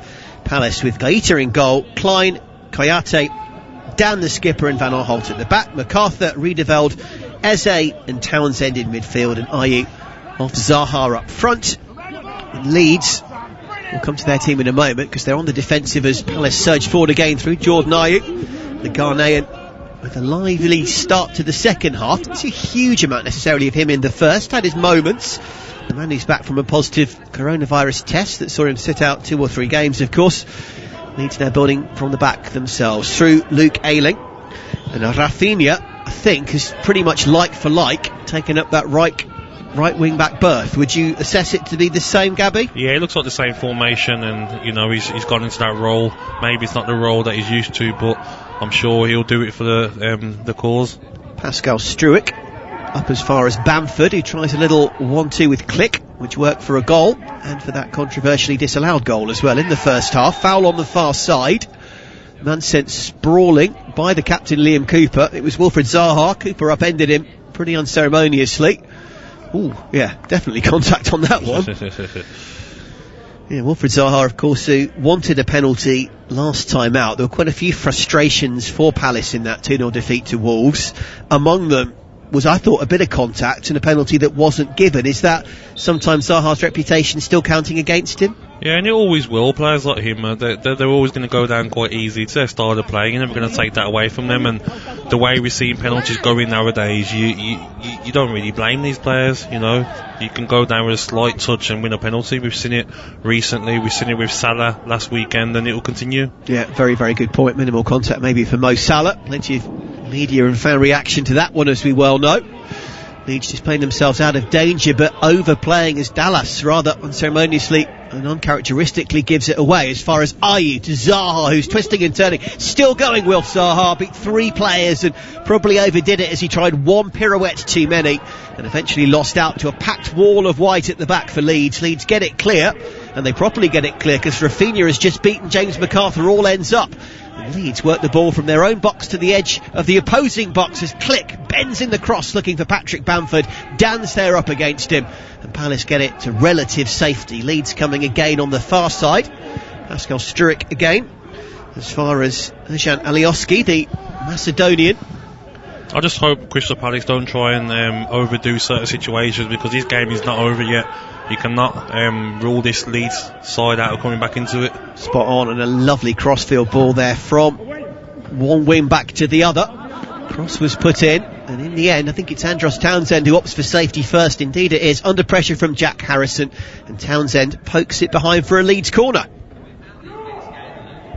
Palace have to be careful. They had a few chances there with Zaha where they're trying to overdo it a bit. They can't become cocky, because this Leeds side have shown they can come back and then get 3 to 4 goals a game. So this game is not over yet. Leeds' third corner of the game to Palace's 2. Liam Cooper, by the way, went into the book for that challenge on Wilfred Zaha. I didn't see it at the time, but the ref, I think, brandished it as the two had a little discussion away from the ball. Ball is put behind for another corner.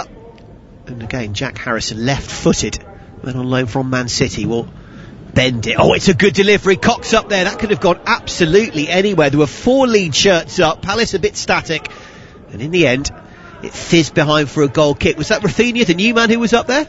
Yeah, it looked like it, didn't it? We see the replay. No, it was Struijk. It was Struijk. Midfielder, yeah. And you look at that as a big chance. I mean, if he directed that header, it would have been a goal.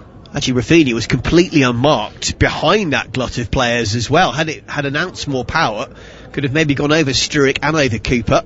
And he was arriving at a rate of knots, Rafinha, as it was. Pascal Struijk, the former Dutch under-17 international, ended up firing wide. 51 gone. Palace 3, Leeds 1. Eberechi Eze with a goal and an assist so far. Brings the ball down well. Little 1-2 with Riedeveld. Finds Zaha. Now to Jordan Ayew, left edge of the box. Cutting in. Oh, thinks about the shot. Shoots second time around. It's blocked by Luke Ayling. Palace come again. This is much better from Roy Hodgson's Eagles. To Eze! That's a fire from distance. That one not quite fitting into the corner as his last did, but worth a go. it's quite disappointing for me from watching Leeds. I'm looking at their team there. They've got 5 centre-halves there, picking nobody up. And you look at Crystal Palace, there's a lot more goals in it for them here. Leeds are playing a team in a formation where no one's pressing the ball. 52 gone, Palace 3, Leeds 1. Van Aanholt riding his luck for the third with the deflection off Costa, but he did himself find himself denied a penalty for a narrow offside in that loss to Wolves. Batshuayi had a goal disallowed for offside. We mentioned Zaha's penalty claim, so to be fair, Palace maybe a little unlucky in that previous game. Roy Hodgson also was bemoaning Milivijevic's red card, saying it shouldn't have been. Did you see that, Gabs? He got the ball, Milivojevic, but he also got an awful lot of the man studs up, didn't he? Yeah, but that's what I mean sometimes. It doesn't matter if you get the ball. If it's a dangerous tackle when you get the ball, it's still got to be a red card. It just shows that the game's moved on now. You've got to be careful how you challenge. You can't just challenge how you like and get the ball. You've got to be more careful now with challenges. I thought so as well. And even though he did get, as we say, about half the ball, that was a nasty challenge in the end, wasn't it? So the right decision was probably made on João Moutinho. So 3 games that the club captain for Palace, having only just worked his way back into the starting 11, funnily enough. Milivojevic, the penalty taker largely when he plays, and a very important part of the team. Had to self-isolate after Serbian national duty, and they just couldn't get back into the team at the start of the season. Finally did, and then got that red card. So MacArthur into the midfield today. He's been quite quiet, James MacArthur, but I guess he's done his job relatively well. Yeah, he's not in there, is he? He's not in the team to produce goals and assists. He's in there to win the ball back and keep the ball moving, and he does his job effectively. But he can occasionally, funnily enough, have a glut of goals. Remember 3 or 4 seasons ago he had a run, didn't he, where he scored 3 or 4. So weirdly he can do it, but I guess it's about doing the job you're asked to do at any given time. Exactly, and the way Palace play, they've got enough attacking players in the team with Eze, Townsend, AU, Zaha to go and get them goals. They don't really need the goals coming from MacArthur. I do think Riedewald switching from a defender to midfield has worked beautifully. Hodgson said it in his media conference a couple of weeks ago. He's just sat very nicely in front of the defence. It's another Leeds corner, by the way.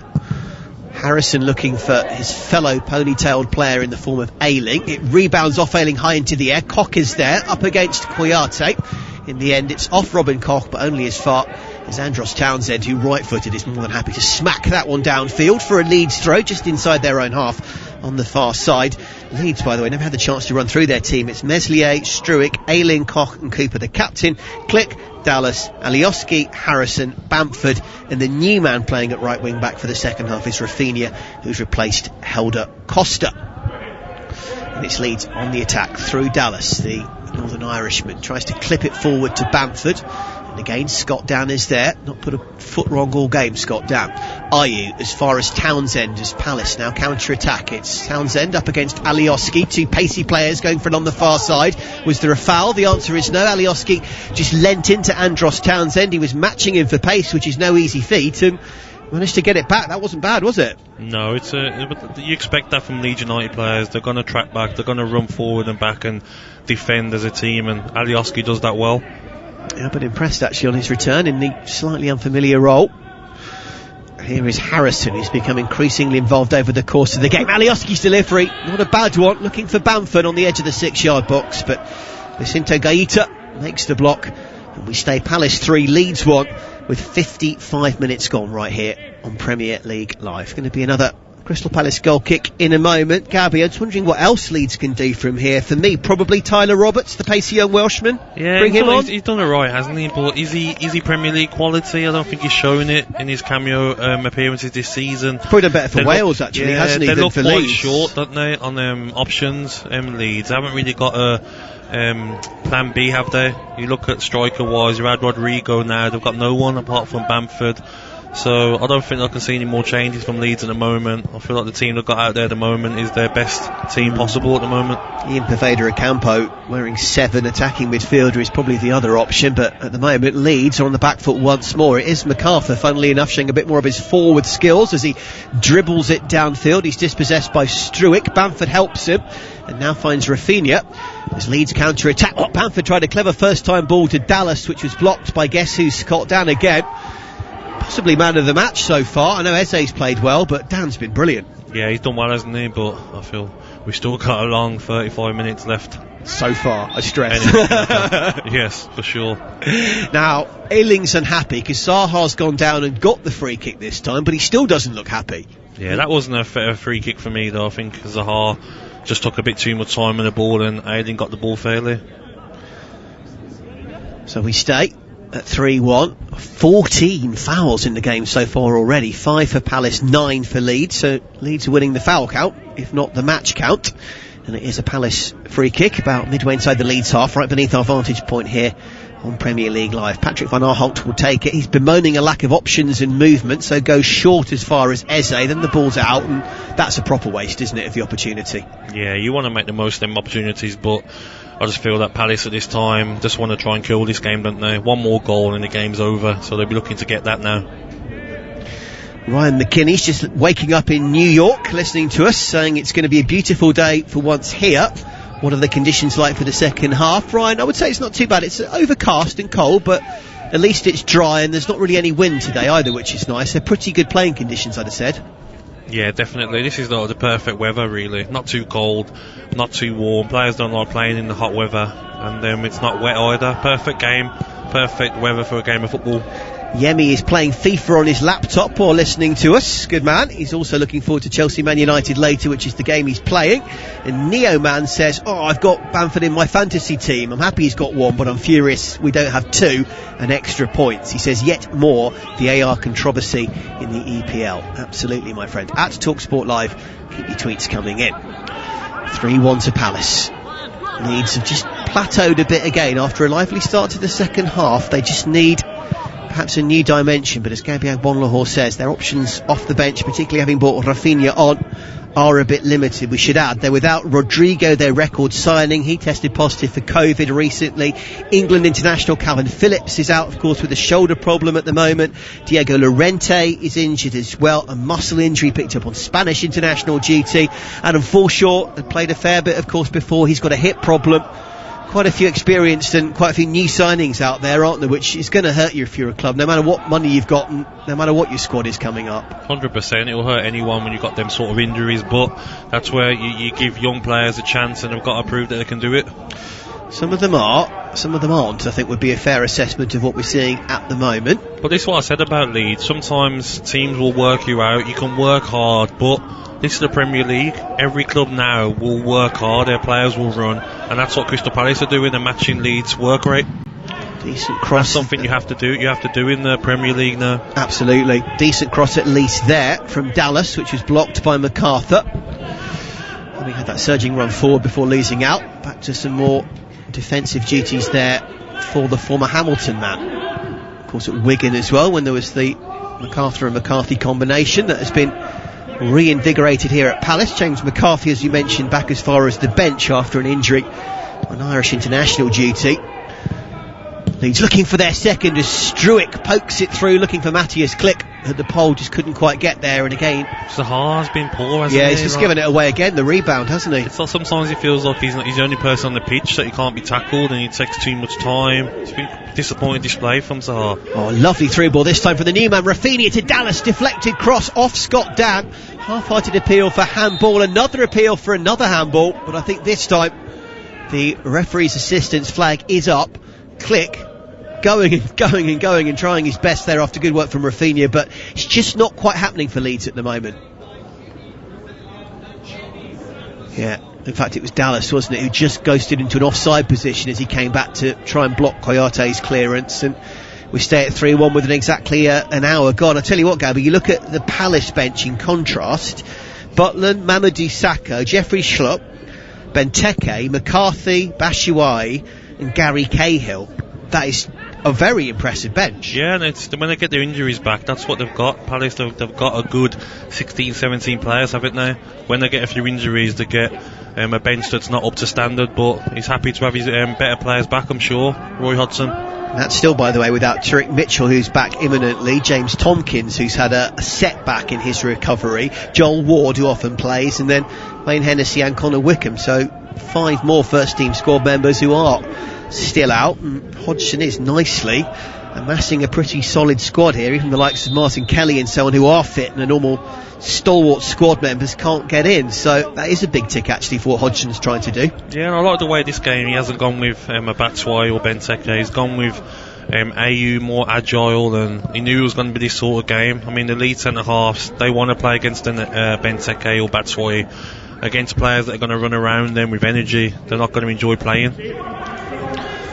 Can Wilfried Zaha bring a bit more to the table, I wonder? It's Leeds at least back on the attack as Rafinha goes up against Patrick Van Aanholt. Van Aanholt, who set up the third with his deflected cross that went in off Costa, does well, just stands his ground. Vicente Gaeta is more than happy to slowly get the ball and prepare to take another long goal kick in just a second. Marcelo Bielsa is finally off his bench, pushing his glasses back into pace and just marching up and down purposefully. I wonder what's going through the Argentinian's mind now. I think he's probably thinking, what change can I make? What can I do? Yeah, what more changes can I make?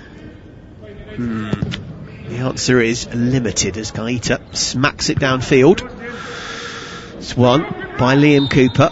Free kick goes Palace's way this time. Click isn't happy, and we are, I think, about to see Tyler Roberts wearing 11. Welsh international. He's pacey, he's strong. As you've touched on, he's a bit inconsistent and raw, but maybe this is just the right period for him to do something. I don't know. Yeah, maybe, yeah. I still feel like it seems like when they need a goal now, they're bringing on Roberts. Maybe it's time to give him a start, you know? Yeah, a bit like Eze, funnily enough. Give him some time, some minutes in the league. Ropey passage of players. Palace give it away, then Leeds give it away straight back. Here is Wilfried Zaha. Surely that was a foul this time. Yes, it was. He is brought down edge of the penalty area, right on the left edge, and this is a very good platform for Palace to maybe get a fourth. Yeah, and this is what you want to see from Zaha. Show his strength and pace to get the ball first, then to do his little bits of skill like he did there, and it's great play. Shout out to Photoshops, listening for the first time in Cork in Ireland. Loving the commentary. Keep up the good work, lads. Well, great to have Photos Cork with us for the first time. And of course, we now do broadcast to the Republic of Ireland, which is brilliant news. Used to do it back in the day as well for a different outlet. So lovely to be back on the Emerald Isle. And yeah, wherever you're listening from around the world. At TalkSport Live, keep your tweets coming in. Free kick to Crystal Palace. Eze scored a perler already. Will it be his right foot or the left of Townsend? It's Eze flashing it in, looking for MacArthur. Ricochets off the Scot. Dan was up there as well. That combination's worked in the game already. But Palace just couldn't quite, Gabby, direct it goalward there as Leeds counter-attack. We'll get your assessment on that chance in a minute. Matthias Klick, delightful ball over the top. Dallas and Alioski. Alioski shoots! Oh, just wide of goal. May have taken a little nick as well as it flew behind. Defence into attack, all happening at both ends. Yeah, and this is dangerous from Crystal Palace, because if Leeds get the next goal, they've got everything in them to go and equalise or win this game. So Roy Hodgson maybe might look at a few changes, because the counter-attack is on for Leeds. Dave in Michigan, USA. I've been following Palace for 20 years, and I can't believe I've heard you use the word Palace are scoring goals for fun. I never thought it would happen. I can't recall it ever happening before. Well, Dave, it's good that your team, that you followed for so long, are free scoring and free flowing at the moment, but they're on the back foot here as Ayling finds Klick. Ball over the top, headed down. Shot from distance from Harrison. It's on target through a sea of bodies. Unfortunately, from Palace's point of view, it was straight at their keeper Gaeta. Well struck, yard either side. Could have been a goal. Yeah, it's good play again, isn't it, from Leeds United. They're finding a way to get crosses in, and another day this is a goal here. And it's all they can keep doing, keep trying to push for a goal now. And you know what, there's 25 minutes left. There's no reason why Leeds can't get an equaliser out of this game. They've got the energy, they've got the fitness levels, and Crystal Palace aren't looking as threatening in the attack. David Broom from Wellington in New Zealand, listening at 5 a.m. I guess that's tomorrow now, effectively, isn't it? Saying, raining goals. My final prediction is 5-2 with Zaha to score. Hashtag South London and proud of it. So David Broom, exiled Eagle on the other side of the world at TalkSport Live. Good to hear from you, my friend, as well. Palace looking for at least a fourth to try and make David's prediction come through. Are you? As far as Zaha, the man he predicted, Zaha for once had a sight of goal, but Gabby couldn't get a meaningful shot away with his right foot. No, but it's good play, isn't it? It's good play from AU driving, And it was a great tackle once again from Alioski, but Zaha, if he takes the quickest shot off, gets a goal there. He's not doing you no favours, is he, for your fantasy football? No, he isn't. Fancied him to do more there, and he did not. 8 Mile listening to us as well from Lagos in Nigeria, desperate for Zaha to score. He says, Meslier breaks my heart every time he makes a save. Well, he's made a couple. He's had a couple of slightly iffy moments as well as Leeds look for another. Wonderful run from Alioski, and the cross was either side of 2 players, one of whom was Bamford, just behind him, just in front of another onrushing jersey. And Leeds, if only Alioski could have picked out another shirt, it was effectively 2-on-1 as it was. It went frustratingly in between the pair from the Whites' point of view. Still they come forward though from Jack Harrison. It takes a combination of 3 Palace players on him to win it back. The man who won it back was Riedeveld, but his ball clear was poor. It was cut out by Ayling. His ball then from halfway is poor and cut out by Townsend. He then gives it away. And Leeds, after 3 horrific passes in a row from both teams, are back on the attack. Just for a second I thought maybe Alioski could pick out another white jersey. Here come Leeds again though. This is much more like it. Edge of the box, Dallas to Bamford. Bamford's offload is poor. His touch there was disappointing. And his build-up play on this occasion lets Leeds down. Harrison slips but keeps it in play under pressure from Ayew. Alioski also slips on the far side. He and Harrison do keep the ball in play, but eventually Palace, through sheer weight of numbers, win it back. Zaha on the far side is onside, run from halfway, right edge of the box as he cuts around Robin Koch. Ball infield from Zaha, no greedy play there, opted to find Andros Townsend to Eberici Eze. He's on the left edge of the penalty area, but the thrust of the counter-attack has kind of gone, Gabby. Yeah, they've still got a chance though. They've got good bodies forward, but they probably could have done better in that counter-attack. Eze back in field to Townsend again, still huffing and puffing. Now Eze's got more space to put in the cross. Decent delivery with his weaker left foot. Eberici Eze, it's off Ayling, and it's behind for another corner. Eventually they manage to get the cross in, which is something. They've got another corner. Yeah, I look at this Leeds line, they look a bit, exhausted, don't they? They're not getting back as quick, they're not pressing the ball as quick, and maybe it's something that's going to happen this season with the way that Bielsa wants them to press. They're going to suffer burnout, and maybe they're already suffering it already. Well, Gabby, this has been said about Bielsa teams in other leagues and other national teams in the past. He's not actually won that much silverware as a boss despite his pedigree and his innovation. Maybe often because his teams are puffing and exhausted 2/3 of the way through a season. Do you know what I mean? Yep, definitely. Corner swung in from Eze. Leeds a little unsure. Eventually they get it clear. Ayew couldn't quite get there, but then Leeds' clearance falls straight back to Palace. Zaha on the edge of the box. His control once again was poor. Now Leeds counter-attack again. Matthias Klick plays a 1-2. Ricochets back to Harrison for Chua to sleep, but he can't control it. Cheku Kayate wins it back, and now Palace counter-attack again through Zaha, who's got space just beneath our vantage point. Nice through ball, great chance for Ayew, must score! Oh, and he does score. Meslier got a glove on it. Jordan Ayew gets his first of the season. He's back from COVID-19, and what a return. It's been a tough run for the Ghanaian, but he's delighted to lap up the adulation of his teammates, and surely Palace put this game to bed. It's Palace 4, Leeds 1. I really want to see the replay again. I mean, when Zaha gets the ball, he runs with it. There's so many of these defenders in the box, but somehow Ayew finds himself unmarked. I mean, we can see the replay here. Yeah, he's miles onside, no one anywhere near him, and it's a great finish from Ayew, great ball from Zaha, but it's more awful defending from Leeds United. As much as you bemoan Zaha and my pick in my fantasy team, Hargo's Harriers, which is what they're called, big Akinovic fan as I am, they get the assist, of course. Thank you very much. It's actually inspired fantasy management from me.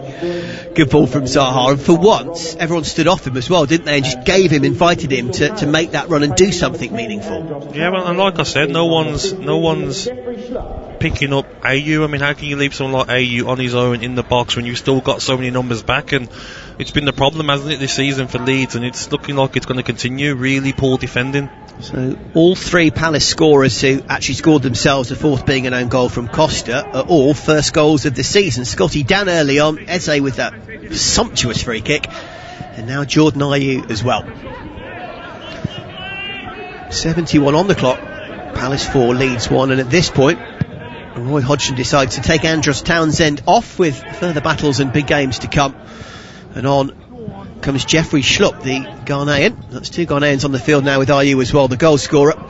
Schlupp, one of the players who lost their place after the Wolves defeat. Of course, a title winner in the squad with Leicester back in the day before he moved to Crystal Palace. Van Aanholt, little through ball.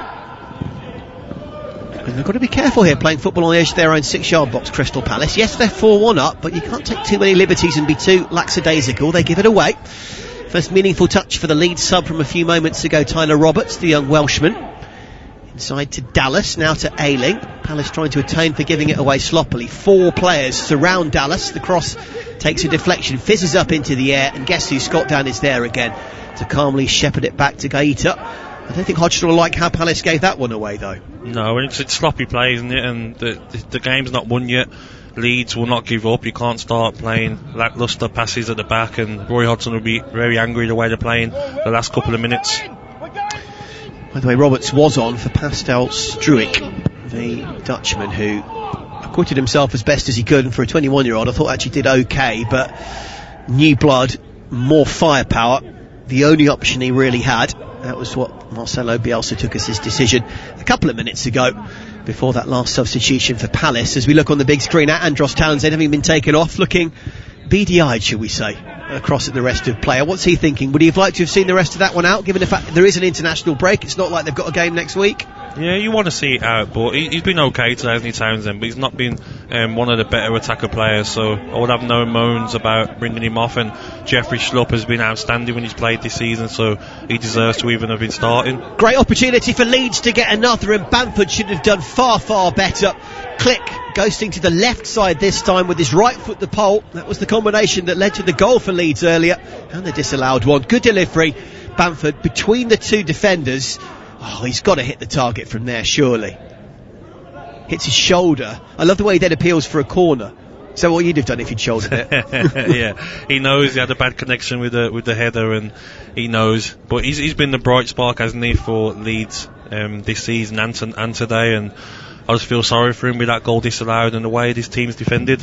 Yeah, plaintively looking around, hoping that maybe he did get a corner, but as we both rightly said there, off his shoulder and behind. Palace 4, Leeds 1, and with the goal difference change, Palace could even maybe nick up to 5th in the table as things stand. We'll watch that closely. They will be 5th or 6th for a few hours at least if they get the win, as they surely must at this stage. Wilfried Zaha brought down another free kick, another good position.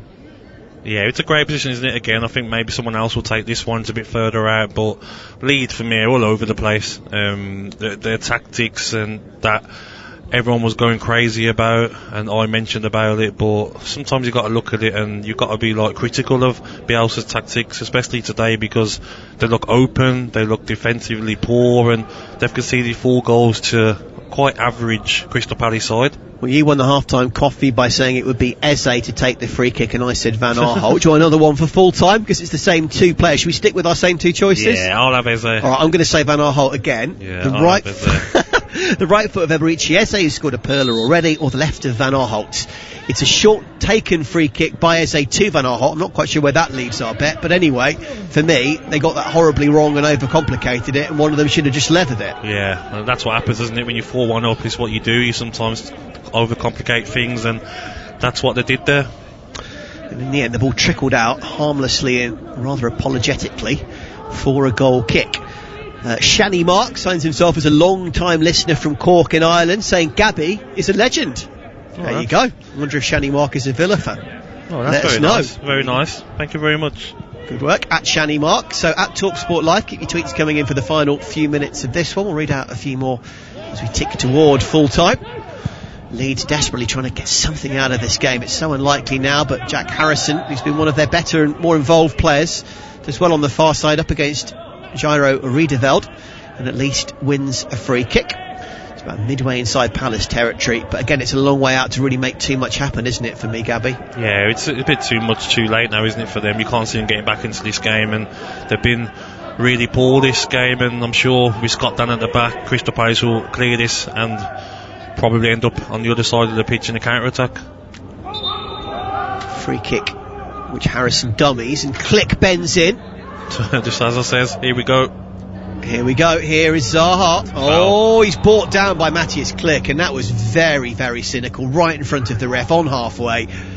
Yellow card at least, which is what he gets. Could have been even more.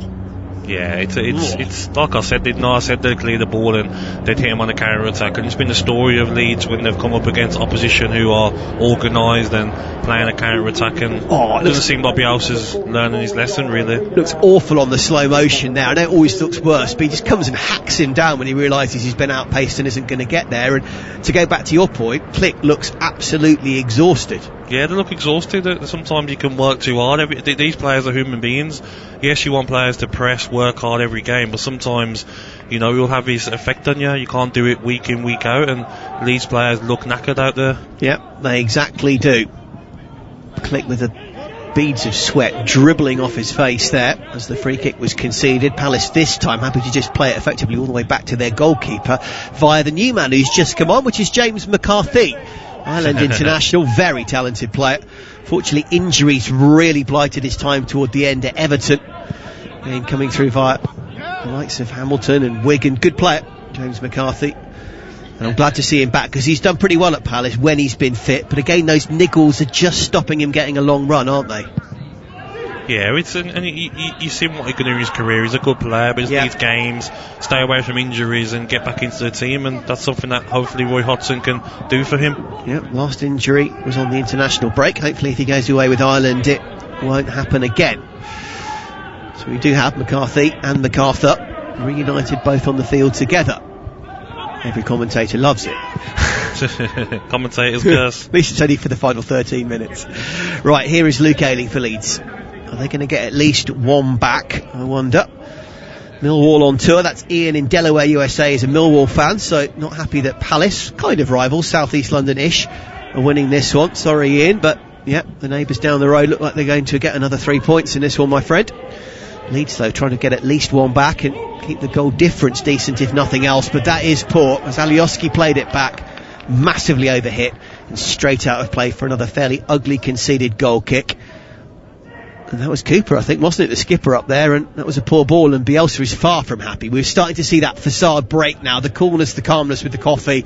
Now he's properly losing it. Yeah, and this is the real test that people want to see, don't they? It's all good when you can turn up against Liverpool and Manchester City, but can you turn up against the teams in the lower part of the table? This is the test for this Leeds team, and it's showing that they can't.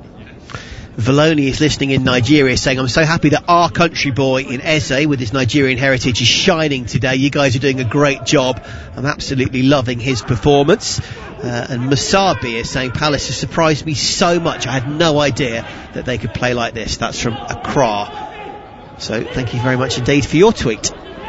Leeds again still trying to get one back. They are having a decent amount of the ball, but Palace also at 4-1 up, doing a decent job of maintaining their lead without overcommitting. Leeds forced to try and overplay as they switched the passage of play from right to left, and Palace temporarily got it back through Eze before Harrison won it back for Leeds. Click.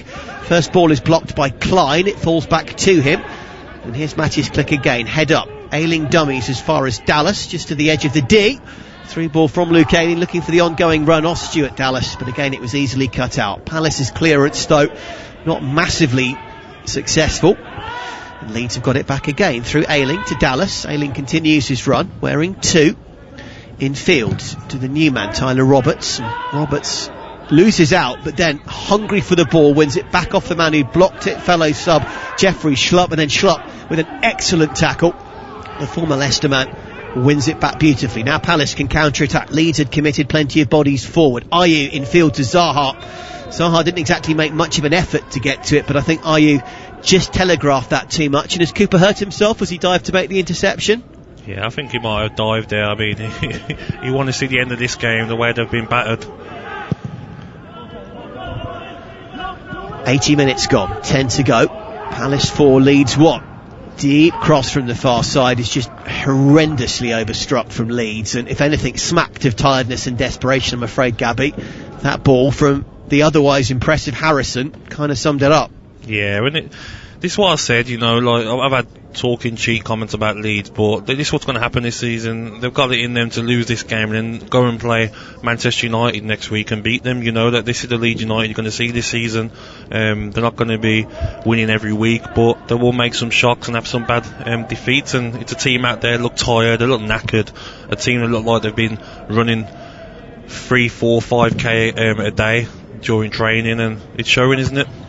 And that has happened, as we mentioned to Bielsa previously in his career, where he leaves clubs when the results start to fade and the stringent, hard training ground regime takes its toll, but without the results, and the momentum goes. 4-1, and remember they lost 4-1 to Leicester last time out as well. Could this be 5-1 as Van Aanholt just ghosts his way through? Leeds tackles were non-existent. Ayling, desperate not to commit, ran round him, shot in the end from Van Aanholt, was saved by Meslier, and the young Frenchman with a good block, otherwise that would have been 5 all day long. The defenders give up then, didn't they? They didn't even try and tackle. Couldn't believe it, it was like a training ground, wasn't it? Let him go. Awful. Just looks like a team that's met their match in work rate, and I said this, if you can work as hard as Leeds, you've got every chance against them, and that's what teams would have been told. Teams would look at, the scouts would be telling the teams, managers to just work as hard as them, and your quality will be better than theirs and get a result. And Crystal Palace have better players than Leeds United in the attacking areas. That was terrifying how much Leeds stood off there as Van Aanholt just waltzed his way through.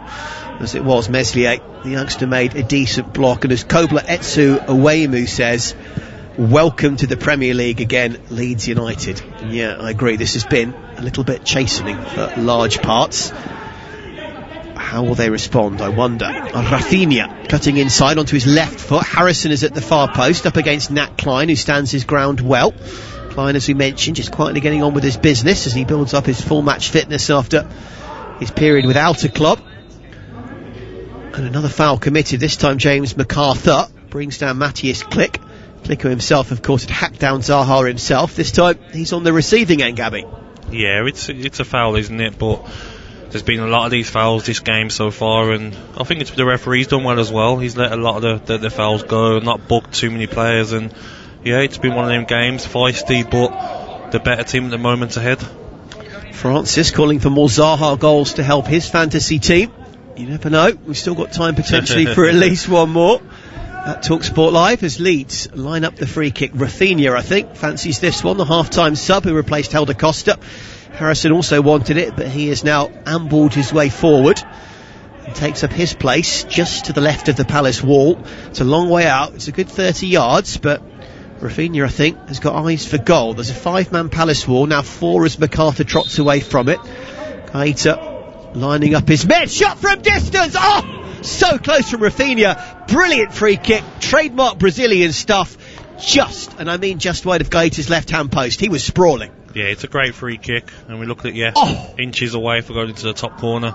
That looks like it's in, doesn't it? But the goalkeeper would say those he's covered. Nah. That would have been another one off the bar and in, wouldn't it? It's been the story of the day for me. Here on your big screen, and on the tannoy, Christian Benteke is coming up. Of course, big money signing. Was it your boys, wasn't he? Villa for a while. Just never really quite happened. Yeah, he's not done anywhere near the form that he had at Aston Villa. You know, he struggled ever since he left. He's not been the same player. It's a shame to see, really. Well, Liverpool never quite happened, did it, as you say, to what was necessarily expected. And then at Palace, big money signing, 30 odd million quid if memory serves. Everybody thought that this would be perhaps where he reinvented himself and got the momentum back. Did trigger at least a new 1-year contract. Whether that was cash related as much as anything, nobody ever really truly knew, but he's here for one more season, Christian Benteke, and yes, his stock has dropped, the Belgian hitman, from the days at Villa Park and before. Also scored a fair few goals for Belgium as well, we shouldn't forget. So, I mean, he is no mug. No, of course not. He's still getting the Belgium squad as well. He's no mug, but with Benteke, a team has to play exactly to his strengths. They can't play a different way. They've got to play to what Benteke needs, which is crosses in the box. Yeah, not necessarily when you've got some of these mobile fluid players who like to cross and change position and play on the floor and counter-attack swiftly. Doesn't necessarily play to a big target man's strengths. Good point there from Gabby. Oko Ikena, by the way, saying Bielsa getting a proper treat of top-tier football now. Were there earlier wins in the campaign, just flashes in the pan? Will Leeds pick up enough points to stay up? That's Stanley from Port Harcourt in Nigeria. Good question, Stanley. I think Gabby and I probably both feel they will be okay in terms of staying up, Leeds, but just a few warning signs ahead of a long, hard season to come. And I tell you what, the international break, a week off for this tired team, that's going to come, isn't it, at a very good time. Well, we don't actually know what he's like. Knowing what I'm hearing about Bielsa, we'll have them running around Leeds town centre during an international break. I don't think the sort of manager that will give them time off. He looks like he'll be the one that, you know what, we need to get fitter, we need to work hard on what we didn't do right. I can't see him the sort of manager that's going to give these Leeds players time to rest at all. Well, funnily enough, and I'm not being flippant here, but with lockdown, of course, they won't be doing it in Leeds Town Centre. They've got to, of course, go out in small groups and keep their social distance. But whatever they do, you're right, they need to keep up momentum and fitness. But you also surely, if you are showing these signs of tiredness, you do need to rest and recuperate if you're not going away, I would have thought. I don't know. Yeah, you need that rest. You need it. Do you know what I mean? They're not robots. They're human beings. They need rest.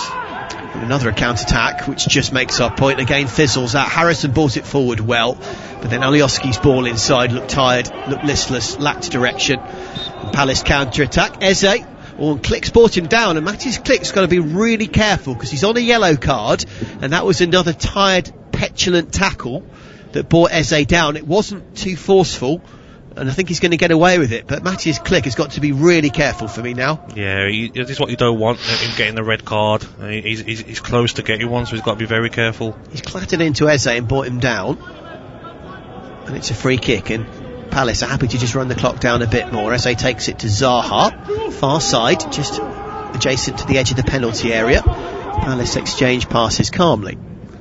James McCarthy, flicked on by the new man Benteke to Van Aanholt. Flicks the side netting. Behind for a goal kick. Good touch there. Good knockdown from Benteke. That's what he does bring to the table. And Van Aanholt nearly gets his goal. Yeah, I mean, it's once again his non-existent defending, isn't it, from Leeds? I mean, great knockdown from Benteke, and Van Aanholt, he could have had a hat-trick, couldn't he, today? I mean, he'd be angry to not get that on target. Well, some of the talk heading into this game was how Leeds had scored 13 in 7, which is the second most by a newly promoted team at this stage of a season in Premier League history. That was behind that brilliant Nottingham Forest team of 94-5 that came up and finished third with the likes of Collymore, Roy, Wone, Stone, Webb, Bahedon, Stuart Pearce banging the penalties in. So this was actually only second to that. And yes, they've scored another today, but my goodness, Gabby, we've had a real lesson that scoring goals is not everything in this league, is it? Crikey.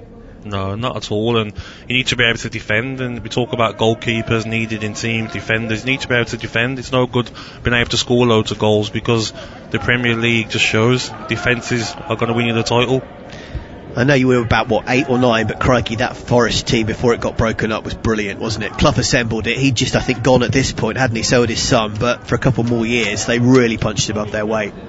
Yeah, 100%. And like I keep saying, you look at the way Leeds have played today, just been poor, and they've got to address that defensive problem. This isn't a championship. This is a big boy league where you've got great attacking teams who are going to attack you. And I mean, Leeds fans out there must be really disappointed with today's display. Going into today, by the way, Leeds hadn't conceded an away league goal in 3 hours and 20 minutes of football, which makes this all the more surprising. Appeals for a penalty. Bamford thinks he should have one there. I think it was James McCarthy backtracking who brought him down. Indeed it was. Ref was well placed. Bamford is incensed that he hasn't had a penalty, and I think we will go to VAR. Will this be a spot kick? It's outside the box, wasn't it? It's outside. It's a foul, definitely, but outside the box. But it carries on inside as well, though. Yeah, but I think it's where the touch is given. I think the touch was given outside. If we look here now in the replay, we can see the touch was outside. Because he takes one leg inside and one leg outside, doesn't he? Surely it's got to be at least a free kick, though. No, do not give it. It's definitely a free kick. I'm not complaining. The man who pokes Leeds United. He didn't touch him. Nowhere near him. You don't mind, do you? Gabby ain't Bon Lahore, I don't know. Don't kick a team when they're down, mate. 4-1 Palace. 3 additional minutes, by the way. That's the rest of the torrid time that Leeds will have to endure in this game as they do stare those back-to-back 4-1 losses in the face. Rafinha trying to at least make it 4-2. Finds Dallas.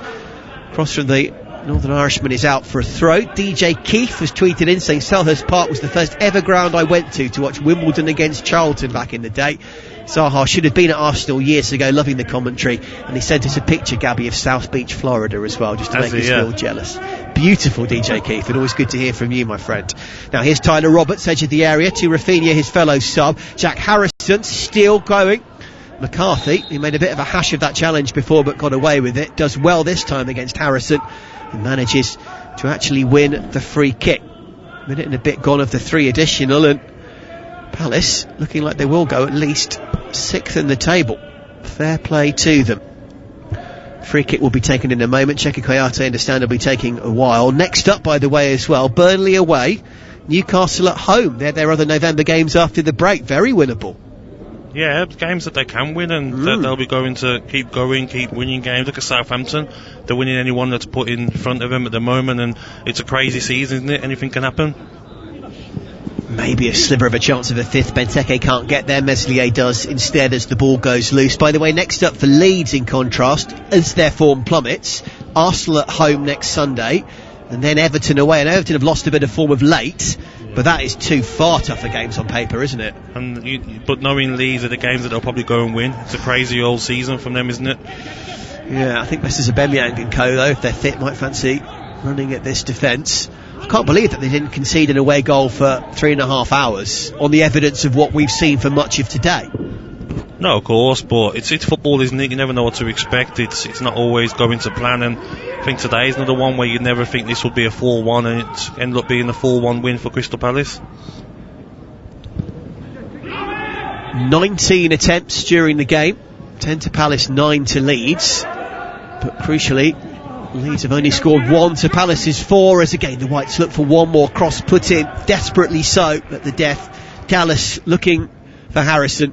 Again, overhit, trickles out of play, and Gabby, we've got seconds to go before this one is put to bed. Roy Hodgson knows it, and he's made his way to the edge of the dugout. And this is classic Hodgson, a lot of this, wasn't it? But with even more attacking potential as well. And Crystal Palace have done it. They've beaten Leeds United by 4-1. And the Eagles soar up into the top 6 in the Premier League. And Leeds ship 4 and lose back-to-back games as they now return back to lower mid-table. A game full of drama and incidents. Scotty Dan, the skipper, putting Palace ahead. Leeds thought they'd equalised through Patrick Bamford against the team where he'd been on loan a few seasons ago, chalked off harshly by VAR. Then Bamford does score, rightly set up by Click, but that really kicked Palace into action. Wonderful goal from Emre Eze, his first for the club, put them 2-1 up. Deflected effort from Van Aanholt off Costa made it 3-1. Just the one goal in a slightly calmer and more subdued second half, and that goal was scored by Jordan Ayew, set up by Wilfried Zaha. Ayew back for his first of the campaign after coronavirus. Full time, Crystal Palace 4, Leeds United 1. Here's how it all sounded on Premier League Live.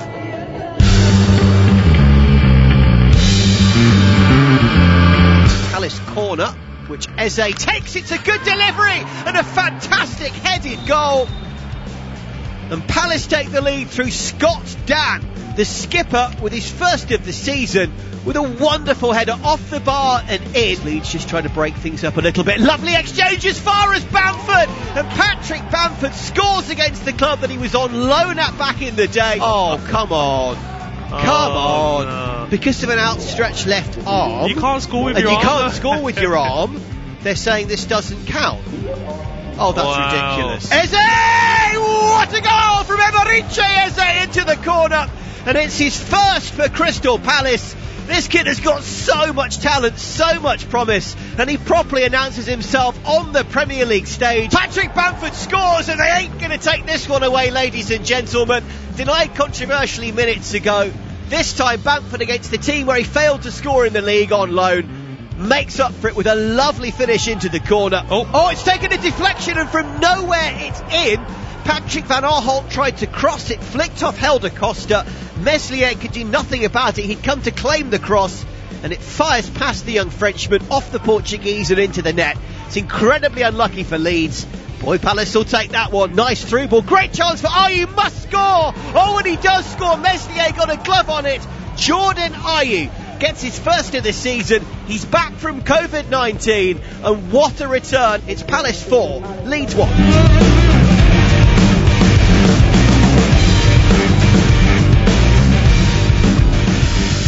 4-1 then, the final score, and Gabby Agbonlahor, as we look at the table, Crystal Palace are indeed 6th, only 2 goals behind Everton on 13 points as well in 5th, and they're only 3 points off the top of the table. Admittedly, a few above them have played a game less, but still, one more win, they could be left with Southampton and Liverpool at the top. These are suddenly heady days again. Yeah, 100%, but Crystal Palace will go and lose the next 2 games, knowing them, against teams where... Even though they're against Burnley and Newcastle. Yeah, that's what I mean. It's a crazy season. Burnley need a result, so they're going to be up for the game. So you can't just think to yourself that they're easy 3 points. Everyone can beat anyone in this season, and it showed today. I mean, you look at the game today, Crystal Palace would have seen everything about Leeds United, but they've gone out there and played their game, and the quality has shone through, and I think Crystal Palace will be fine this season.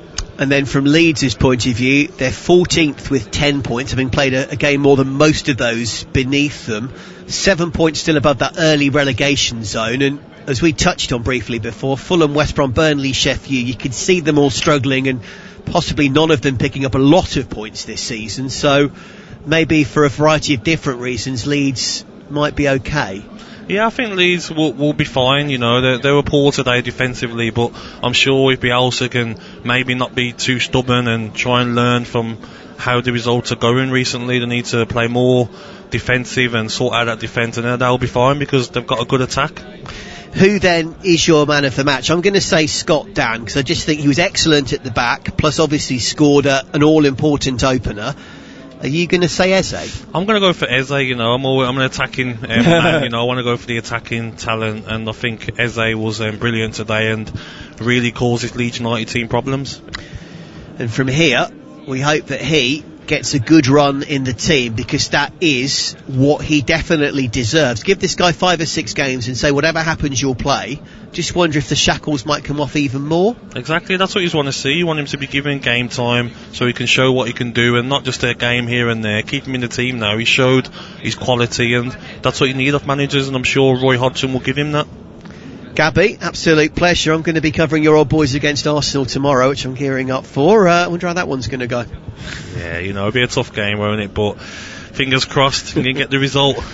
We shall see for the Villa. Gabby, it's always good to work with you, mate. You take care of yourself. You too, mate. Excellent work from Gabby Agbonlahor. And here, Crystal Palace, heady days. 6th in the table. Leeds stay 14th after the Eagles hit 4. And they beat Leeds 4-1. That's the full-time score here at Selhurst Park. Up next, it's Chelsea and Sheffield United on Premier League Live. This November, watch the big games every weekend with Sky Sports and Sports Extra half price. This week it's Man City Liverpool, live only on Sky Sports. Splendid, succinct Liverpool. In one of the biggest games in the Premier League calendar. Manchester City are being merciless. Get Sky Sports, BT Sport and Premier Sports half price for 6 months. Search Sky Sports Sale. New Sports customers only. Standard pricing applies after 6 months or if cancelling one element of the bundle. Minimum term and further terms apply. Get ready and hold on tight, because the Premier League is here! Which teams will stay on track? And who'll go off the rail?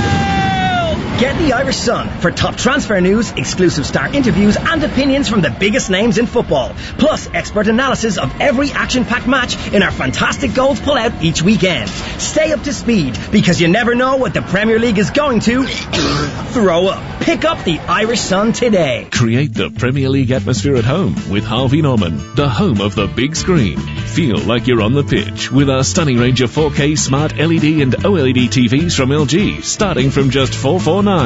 Plus, hear every kick, save, tackle, decision with LG's best-in-class soundbars. Get TV ready for all the big games with Harvey Norman. Shop online today or safely in our spacious stores. Harvey Norman, home of the big screen. Go! Demanding a high performance from your team. You should be demanding the same from your tires. The Irish Tyre Industry Association is urging motorists to stay safe this winter and check the condition of your tyres. You could even be liable for a fine and 2 penalty points if found driving with tyres below the legal tread depth limit of 1.6 millimeters. ITIA expert technicians will carry out a free tyre safety check to ensure